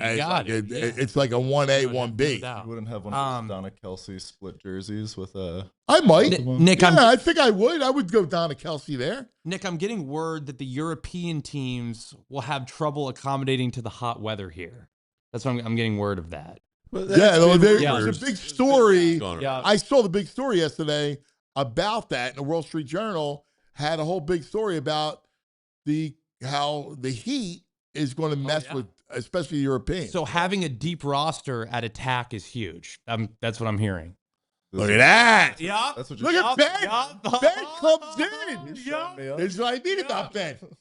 That's pretty good, VT. You got I know to. he's getting notes from a lemon emoji. Yeah. So it's a group chat. I'm getting fed information. So the African countries, South American countries, should have an advantage in this thing. They should. I saw there was a European. He did a TikTok saying the Americans were right. That's why they have air conditioning over here. It's different. Like in Europe, he's like, it's a different heat. We don't need the air conditioning. Over here, it hits differently. So you have the team Norway is doing, I'm hype on Norway. Part of their training is sunbathing to sit out and get acclimated to the heat and the sun feel here. Really? Yes. So they're sunbathing? Yes. They're not working out in the sun. They're just relaxing. They're working out, but then they're just Who getting does and that? laying around. Norwegians. I would be good Do at not that. question the Norwegians right now. They're on a mission. Now, who's that guy on that team? Why are you a big Norway guy? Have you seen the dude? Eric with Highland? Yeah. He's like a real life Viking. And Odegaard too. Yeah, Odegaard's good And they too. did their team picture dressed as Vikings. Yeah, that's all in on this. Yeah, that I give you, that is cool. So who do you like in Group B? You like Bosnia and who to advance? I'd say maybe Switzerland. I'm torn between Canada and Switzerland. All right. I think the Swiss. Same. I'm also. Yep. Sammy says he wants to call in to give some proper analysis. You know what? I'm by no means an Actually, expert. you're supposed to be. You were billed to me as the expert. Get Sammy on See, the the thing about Anthony is he trusts anyone who says that they might be an expert. Sammy, Like, email Julia. Which I respect. No, I'm hook him up. We got to get Sam up here. Yeah. All right, put Sam in a box with these dudes. The Knicks. Again, I told you I was not once a football guy. No. Here's why I trust you with the golf. You had a plan, like you came in with, you understood how the course played. You were interested in your details. Nick was building me as an expert. He's doing pretty good. Yeah, you think this is good? I'm not gonna say. I love Nick. Yeah. Nick's my man, and if I didn't bust his balls, then I would, But I feel comfortable enough to go, dude. I expect more out of you got to know more. If you're an expert, which I thought you were an expert, But the problem I'm is expecting you to go. Well, they play this kind of style. This is an attack mode. This is not on Nick. This is us trusting Jamie. Jamie said he was the expert. That's true. We believe Jamie. Yeah, that's the problem. Yeah. Jamie oversold. Yeah. This is on Jamie. This is Right. Yeah. Jamie, I love him to death, but is inept. I'm not going there with you. He is. If I need a car mechanic, I don't know if I'm trusting Jamie to give me a car mechanic. He's a shortcutter. He's a cut the corner guy. He's a cut corner guy. That's what I'm talking about. So he goes. Jamie cut corners. He gives me the cut corner Nick. Nick just knows Premier League, right? Pretty much, yeah. Yeah. I told you that's how I'm it goes. billing him as my World Cup expert. I'm trying to get people to win. Where is he? Sam. It's the U.S. We're getting Sammy a link right now. All right. Process. I'll do Sammy my from the research. UK. What are our thoughts on the U.S.? I didn't go through the groups. I got to go through the groups. I do things in order. Group A, Group B. When we get to the U.S., we get to the U.S. Are we not there? It's Group D. We're in Group C. My bad. we're My in bad. C. See, again, my bad. Yeah. That's on me. Group C is a fun one. Brazil, Skip the fun one. That's Scotland, Morocco. Yeah. Morocco's another one that Yeah, played. you can't You know sleep on this? them. I do. I mean, Hakimi, after winning the Champions League with PSG, I'm really excited to watch him play. All right, there you go. That's good analysis. You're starting. Yep. Don't let Nick get hot. Scotland's pretty nasty. Yeah, this is three decent teams here. Brazil, I mean, I'm very excited to watch Neymar play. And we have him here, We do, yeah. which I'm looking forward to. So you go Brazil, Morocco, or Brazil, Scotland? For me, I'd say Brazil, Morocco, but I think Scotland could shock the world and sneak into that 2 spot. You got okay. What's the chat saying? Let me see. But what's the chat say about? Well, Farsi's like, I'm a soccer expert. A bunch of dudes are going to chase each other around, fall down, flop. The game will end in 1-1 tie, and that's the sport. No, but See ya. Saved you an hour. Let me ask you guys a question. Yeah. Because I love watching this stuff. Joe 76 says USA can win a knockout game. Well, we haven't gotten to USA. He's jumping the gun again. But like, are you going to watch every game? I'm going to watch every, like. Yeah, I'm going to try to, yeah. Yeah. See, now, like, I'm not. The reason I love soccer. I played it as a kid. But I can't keep track of all these different leagues. I wanted the Super League where all the good players, one league, I can watch the teams. That's what the World Cup is. So I'm in. These are just the greatest players, the greatest teams all competing against each other. So I'm in on that. I like it. Plus, when you got countries going at it. Going at it. In one game, you're out. I love it all. I'm a huge World Cup fan. Regular soccer, I can't pay attention to all different leagues. Too much. Do you watch Champions League? I heard the Champions League. That's what you're it's talking kind of about. Fubosi because you get teams from last year who were good, and then in their Champions League in a year that they might stink. Would you say Fubosi? Whatever. Whatever. What does that word even mean? Yeah. Fubosi. Yeah, That's not a word. That's Shabosi. Shabuzi and Fugazi. That's just not. Fubosi. Yeah, it's just not You're a not word. down with Shabuzi? We're just making up words. Yeah. It's a song. Shabuzi. I got my he likes to get his drink on or I'm something. on my bar. Yeah. But the Champions League, everyone says Champions League, and then I'll watch it, and there'll be a team that's like near a relegation in the Champions League. I'm like, how does this happen? All right. Last year they were good. Sit tight. All right. We got to take a quick TO. Please, Sammy, save us. I gotta get some time for Sam to come in and save the day. But I want you to be more the color analyst. Let Sam do the heavy lifting. I'm totally fine with that. All right, and then you just chime in as the third man in. Yeah, maybe we could get. Yeah, it works. Maybe we could do kits. He could tell us who's got the cuter kits. Stop. Wow, that's genius. That's not genius at all. That's not. No, it's not. Cute kit. That's It's a cute kit corner with Ben. Ben's cute kit corner. Oh, say that. That's awesome. Genius idea, VG. I have actual work to do. I've been here for 30 You're minutes. good. We can totally get till 12, so sit tight. All right. Zeev is saying, I heard this Pele guy's pretty good. All right, let's take a quick TO, talk about our friends. All right, let's talk about Valley Forge, because you know that feeling when you need a quick reset, you don't feel like dealing with airports, long drives, overcomplicated travel plans. It's why Montgomery County is such a great getaway spot for us. It's got a little bit of everything: history, shopping, entertainment, outdoor adventure, great food, all just right outside the city. You can spend the day exploring Valley Forge National Historical Park, hit the shops at King of Prussia Mall, check out live entertainment, explore some amazing small towns, some of the great hidden gems throughout Montgomery County. And with America celebrating 250 years this summer, never been a better time to experience the history and the stories that helped shape this country. Whether it's a couple's trip, a family weekend, sports road trip, just a chance to unplug for a few days, Montgomery County makes it easy to get away without going far. Plan your trip, book your stay, and start your retreat today. valleyforge.org. That's valleyforge.org. Wawa's got tacos. Tacos. Oh, Wawa expanding its freshly prepared food lineup with new seasoned beef tacos available for a limited time.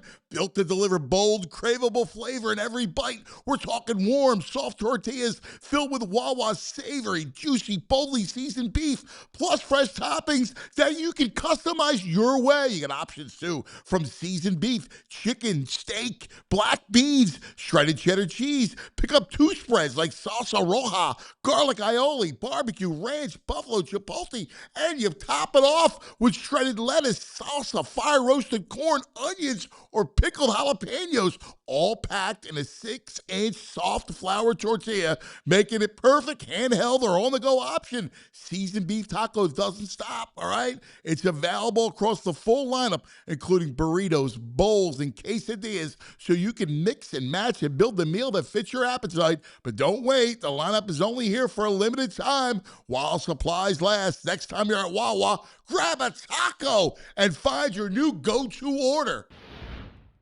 All right, my boy Pet Shop Eddie is in Seattle, and he goes, "Cuz, I love the show. the segment, but he goes, this World Cup preview is not working. It needs help. Do not show this outside of Kensington. Wait, Kensington's a big soccer neighborhood. I wouldn't even show it in Kensington. Yeah, no. That Lighthouse Field, the OG ones in Kensington. Right. We can't. All right, Nikki, I got to get you help, right? Because you're 2 months of it. You're great, dude, and we love you. Over here. And this is hurt. Yeah, we put out the bat signal. We got you. All right. Thank you. So to help Nick, let's go across the pond. He was always my World Cup expert when I was on the air. He's my man, Sammy from England. Sammy! Thank you, Sammy. Hey, guys. How are you? You guys good? Hey, do you always drive around with this kind of headset on? No, I just finished work and I just finished work and I was like, I need to get involved here. Like, even though I'm upset about soccer at the moment, because those of you that may have followed the story, because of it involved Rex, and my team got done for spying, got kicked out of the playoffs, and I was super tell me the upset about story. it. This is awesome. What happened? So my team made the playoffs to get into the Premier League, and we have a German manager, and in Germany, spying, and even in the Premier League, there's no rules about spying, but in this league there is. And the old Leeds manager, who's Argentinian, he did it, and they were like, "You shouldn't be cheating." He was like, "Oh, I didn't know that. So what? This is what I do," and showed everyone what he did. So then there was a rule in place not to cheat, right? And I think the Canadian women's team did it at the Olympics or something, and they got like points deductions and stuff. But obviously you can't do that in the playoffs. So the regular season's finished, it's the playoffs. So they decided the best thing to do was to kick us out. We got caught. The photo, if you can see it, is so funny. We've got an intern analysis person hiding behind a tree, not even trying to hide, and filming on an iPhone. Middlesbrough is training facility and them training, and it was a massive news story, and it's the biggest punishment we believe in world sports, because we were in the final. If you win the playoff final and get to the Premier League, you're guaranteed 200 million British pounds, and we were not allowed to play in it. I had my tickets to Wembley, and they booted us out 3 days before the final. It's like the biggest. So wait, they canceled the final? No, they put in Middlesbrough, who we spied on, but we beat them fair and square over two games. But yeah, you didn't they beat put them them fair in. square. You cheated and spying. Well, no. First they game pulled was the 0-0. Yeah. I mean, Yeah, we did. Yeah. This is spy game. We This did. is Deflategate, We like, all did. I mean, it's. That's unbelievable, Sammy. Yeah, it's a big story. So there was rumors Wrexham were going to try and sue because they thought they could have got in, but we annihilated them, so it was just irrelevant. But yeah, so a bit upset about football, but I'm looking forward to the World Cup because obviously I'm going to be over in a couple of weeks. Wow. All right. I need you to save the day and save our man, all right? We got to do, I want to do the group. Okay. All right? I want to analyze each of the groups. Because if we're going to do a pool or whatever, you want to pick the teams that you know these teams, right? Like you know the countries. Yep. Now this guy is an expert. Yep. Look, he's even driving on the other side of the road. Oh, no. Is he freeze? There he is. Yep. He laughed. Yeah. Yep. There you go. Yeah. Show us, Sammy. No, I'm trying to be good. All right. I think Sammy's frozen. What, the other side? Because obviously I'm not driving and speaking at the same time. Oh, good. All right, here we go. Group A, let's start off. Mexico is the huge favorite. Who you got? Yep. Mexico and South Korea. So South Korea plays a unique style, am I right? Yeah, they're a quick team. They like to play counter-attacking football. They've had a few players play across Europe, but they're underrated. They're underrated. You got to think of the size of the country. It's football is there, or soccer is there, one of their main sports. So, yeah, their league's not as bad as it used to be. Look at that. That's an out. That's already crossed out. Yeah. Next to Cheshire. Yeah, shame. I just crossed it out. You see that? You did too? I crossed. I crossed. Group next time. B, Yep. Canada, Bosnia, Cater, Switzerland. Well, we've got a Canadian striker, Carl Laren, so I'm going to go Canada, and then Switzerland. Swiss and Canada, huh? What do you think of Bosnia? That's Nick's pick. They got lucky against Italy. Yeah, they got lucky against you guys. How do you get lucky? So in yeah, soccer? they're nothing special. Well, easy. The video assistant referees aren't great. The time wasting. I know Italy are well known for that in time wasting and stuff, but Bosnia did a lot of that, and there was quite a lot of chances. I watched the game. I don't think Bosnia are all that. They're a good typical Eastern European team, strong lads, work hard. They're quite honest, but when the push comes to shove, they like a little bit of cheating or like time wasting, and that's what they're doing. And they won't get away with that in America with the new rules. So no. Interesting. That's a good. He's a great soccer analyst when he uses lads. Yep. Right? Yeah, I need to add that into my. Yeah, I should have came here with the lad. That's on me. Man. Like, yeah. Sammy, that's one on of the me. great groups is Group C: Brazil, Morocco, Haiti, and Scotland. Yeah, well, the obvious pick is Brazil, and then I think Scotland have got a chance. To be honest, I do think Scotland could go through. They've got some good players. They've got a guy that used to play for my team, Che Adams, that can hold the ball up, play him in. He's quick as well. They've got one of our strikers, Ross Stewart, who can come off the bench. So if they start and rotate those two, and that's not a bias, then they'll be okay. But they've got a striker called Landon Dykes, who's absolutely terrible. I don't know how he's in their team. He's rubbish, as we would say. So if they start with those two, Rubbish. Scotland go through. You're rubbish, Ben. This is insane. All right, This is insane. Group D: USA, Paraguay, Australia, and Turkey. Yeah, so United States have got former Southampton manager Pochettino in charge. So Poch will get you through. And then it's going to be Turkey for me. I thought Paraguay was good. Paraguay. Paraguay are good, and they will adjust to the heat, but Turkey will be used to the heat. That's where I went for my hair transplant. It was very hot when I was out there.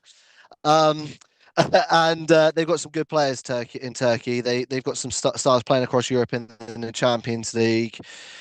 Paraguay, again, it's the antics. I think they're going to build a real focus on antics and players, because that's what you guys hate the most. Whenever I speak about soccer or football to you guys, it's the play acting, and we call it diving, you say flopping, but they don't like it. And I think that there's been a real push this year to avoid time wasting, and they're doing that. And I think Paraguay found out, like a lot of the South American teams. Oh, all right. Is USA a lock to get in? Get past the group stage? I think you're going to have some biased decisions go the fifth. Yeah, I think you'll get some 50-50s go your way, which will then mean that you'll get through. They're not a terrible team. You've got some very good players that can compete. It's not just like be home from the 90s or the 80s when you didn't have players. Yeah, I think it's gonna be some home cooking, and I think you look at the players playing in Germany and played in other countries as well. You've got some good players there, and the manager is one of the best managers. High pressing, you've got the athleticism, and he likes to high press. We gave him his name at Southampton as a coach. He came over to the Premier League, did wonders for us, and his style of football is some of the best football you'll see, and he's got the USA in that mindset. All right, Jeff in the chat says if USA doesn't win the group, they got to shut the whole program down. Wow. Calling for jobs. I think they'll come second to Turkey, but all right. How about Germany, Curacao, Ivory Coast, Ecuador? Well, again, sorry to go chalk and cheese, but Germany, and then for me, it's probably going to be Ivory Coast. Ivory Coast have got a lot of players there. The ones that haven't been pinched from France, they are still pretty good. Some playing in the Saudi league, but they've had Premier League experience. They've got some decent midfielders there, and a decent striker who's playing for Bayern Munich on loan from Chelsea. So they've got some good players. They'll go through. Well, they have an advantage due to the heat in the United States. Yeah, but I think Ecuador also have that right. So I think it'll come down to the ability of the players, and Ivory Coast will edge that. All right, how about this one? The Dutch, Japan, Sweden, Tunisia. This is Group F. That's pretty good. This is a tough one. Holland, Netherlands will go through for sure. And then it's a very tough one between Japan and Sweden. Japan probably will go through. I do agree with VG when he said earlier about them being a dark horse. I think they'll get to the final. Yeah. They're a good team. Oh, yeah. And in fact, Eddie just reminded me. So you have 3 spots, right? Do all the third place teams get in this year? Place teams will get in, yeah. So all the third place teams you're only eliminating one team from the group? No, there's I can't remember what the exact amount is. Yeah, it's like a wild card. It's like third place team, so yeah, I don't know. There's a few wild card spots, but yeah, only 4 maybe go through. All right. You like this, Nick? Yeah, I'm agreeing with him so far. You agree? I'm like a picture book, and he's like an encyclopedia. Okay. All right. Group G is a great group, too. Belgium, Egypt, New Zealand, and Iran. What do you got? Yes. Yeah, well, I got Belgium, and we call it a sweepstake. I don't know what you guys call it, where you put money in and you pick a team out of the hat. So I got Belgium, so I do hope they do well. I think they go through. And then Egypt. Iran are obviously going to have a bit of difficulties with everything going on from a political perspective, coming in from Mexico to America to play games. I think that's going to play an effect on them, the travel. And New Zealand, we played them the other night in a warm-up game, and they're terrible, so they're not getting anywhere. All right. Sit tight for me. I got to take one quick break. We'll come right back. We'll finish the groups. By the way, here you go. Pet Shop Eddie says, just so you know, that top 2 in each group is 24, and 8 third-place finishers give you the round of 32. That's the thing. So 8 third-place teams. USA has to get in. That's what we were talking about. Got to. Goal differential? I guess.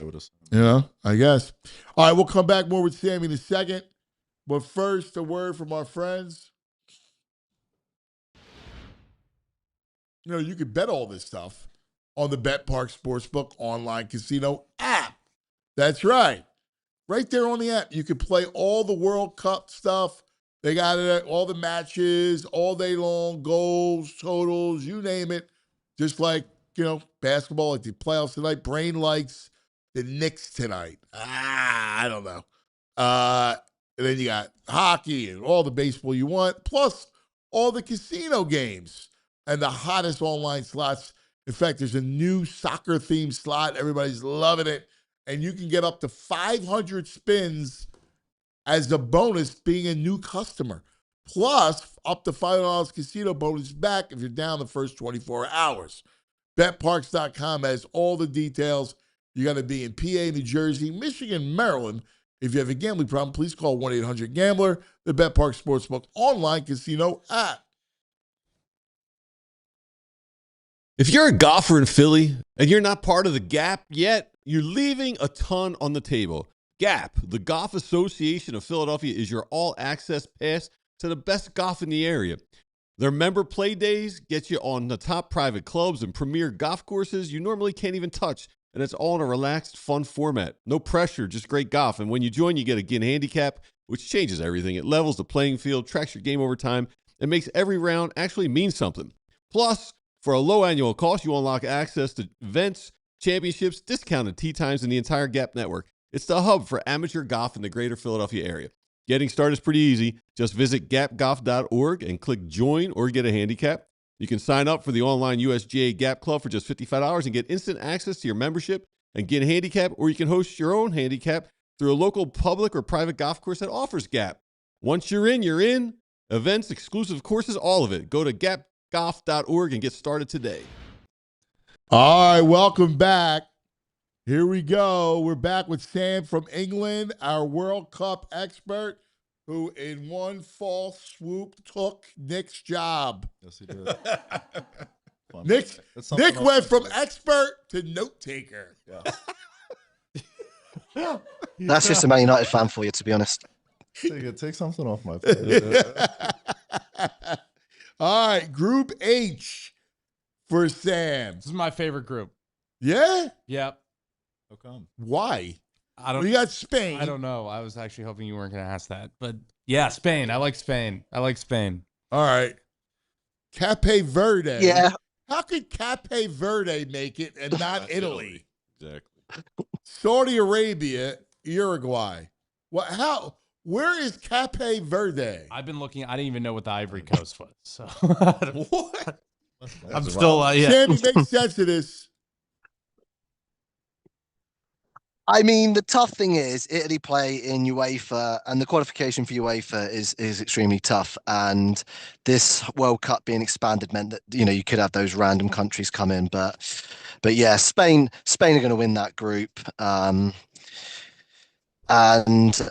See the list again. Sorry, I should know, shouldn't I? Be in the Saudi expert, right? Arabia, Uruguay, and Cape Verde. Not to be. Yeah, Uruguay go Fear. through on that one. Spain and Uruguay, they'll be your two. No team from that group's going to be a third place team going through. Those two are going to the other two are going to lose the other two. I can't see anything other than Spain, Uruguay out of that group. All right, Group I, excuse me, is France, Senegal, Iraq, Norway. That's VG squad, Norway. He's a Norwegian. Yeah, I mean, arguably they've got the best striker outside of Harry Kane in Haaland. So it will be Norway going through with France. France, probably the best attacking team in the competition with depth, but they don't have a defense, so they'll get through the group. But I don't think they're going to get to past the quarterfinals. All right. How about Group J? Argentina, Algeria, Austria, and Jordan. This is a poor group. Argentina are going through for sure on this one with ease. They're going to win all their games. Austria will probably be your next bet. It's between them and Algeria. Jordan are the worst team in that group. Algeria have got some good attacking talent. So it's between them two, Austria and Algeria. This would be a group where you would have potentially one of those go through as a third team. Okay. Group K is Portugal, the Congo, Uzbekistan, and Colombia. Yeah, so we'll go Colombia and Portugal for this one. Again, Portugal, as we know, they are one of the better teams in the UEFA's area. Colombia is a footballing nation, soccer nation. They've got some great talent there playing across South America. They don't have as many players playing in Europe as they could do, but they have got some very good talented players. Colombia will go through with Portugal. Portugal's my pick. Won it all. Yeah, you're all Portuguese. You like Portugal? Win it all? Fernandez, They Vitinha, Ronaldo. They don't have a striker. That's Ronaldo's the their downside. only hope as a striker. But they've got good wingers, but they haven't got a striker, so I don't think they'll go all the way. All right. And then your group, Group L, England, Croatia, who will be here, Ghana, and Panama. Yes, indeed. Obviously, England with Croatia. Ghana do cause a threat. They've got some talented players. My team had one very raw player, and it's pretty much most of the Ghanaian players. On their day they can be good, but they lack consistency sometimes.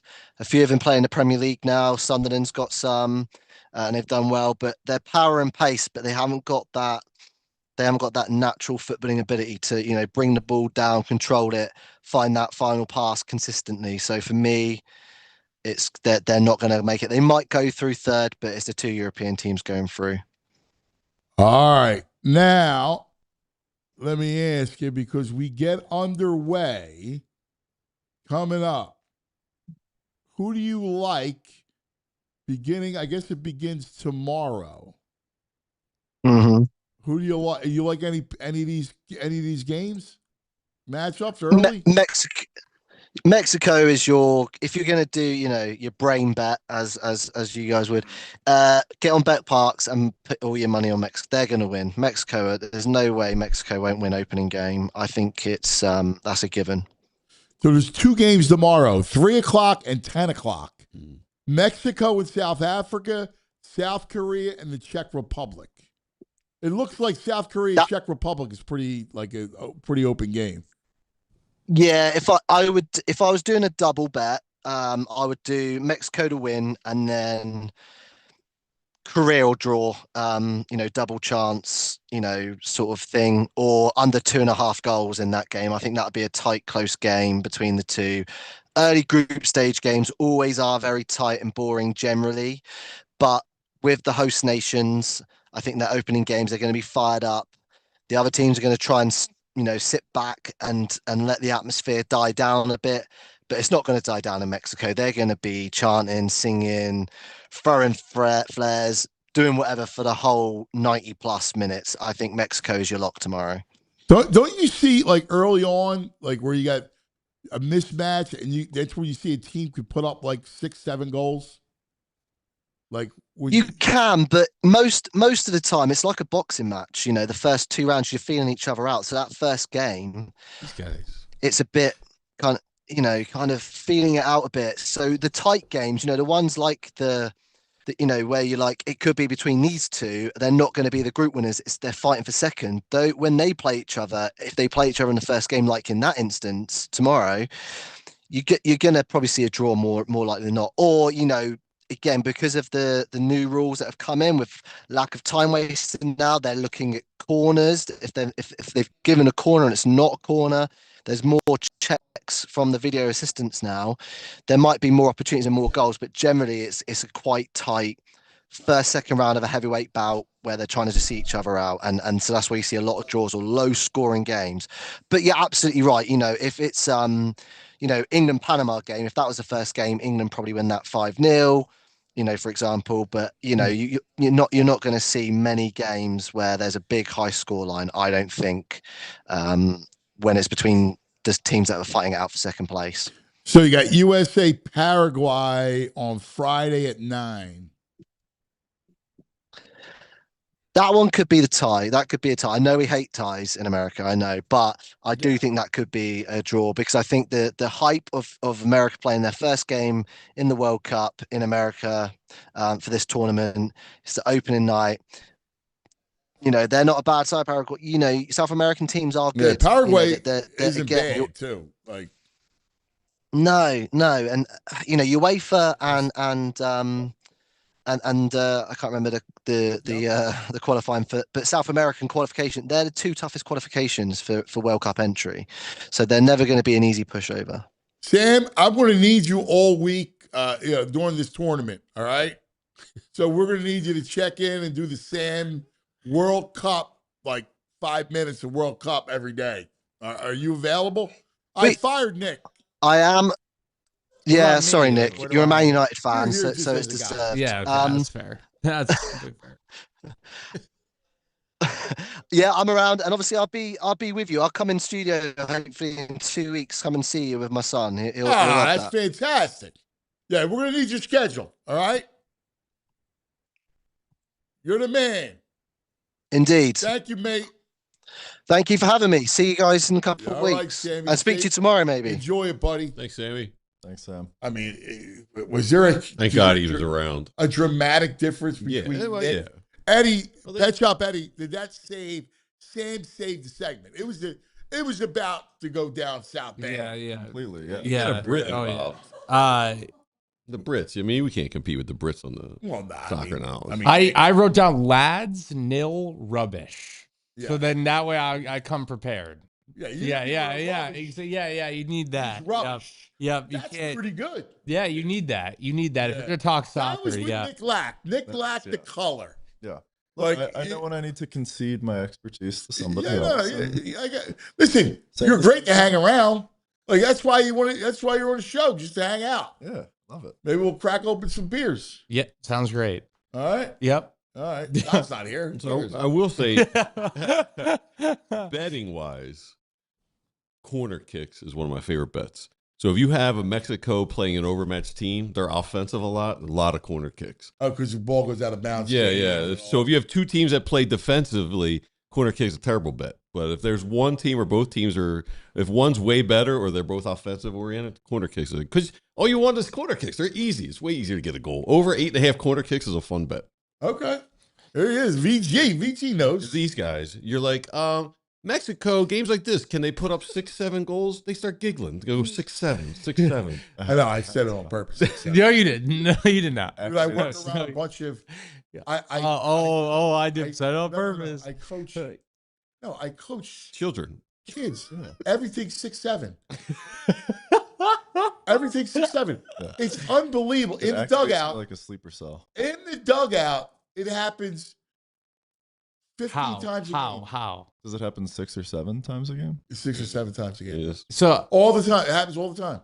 They bring it up. Like, are you scoring 6 runs a game? What inning is it? 6-7. Oh. What's the score? 6-7. Like they do it all the time. What was the put out? 6-7. Like they just do it all the time. I didn't know it was intentional. That makes it less funny.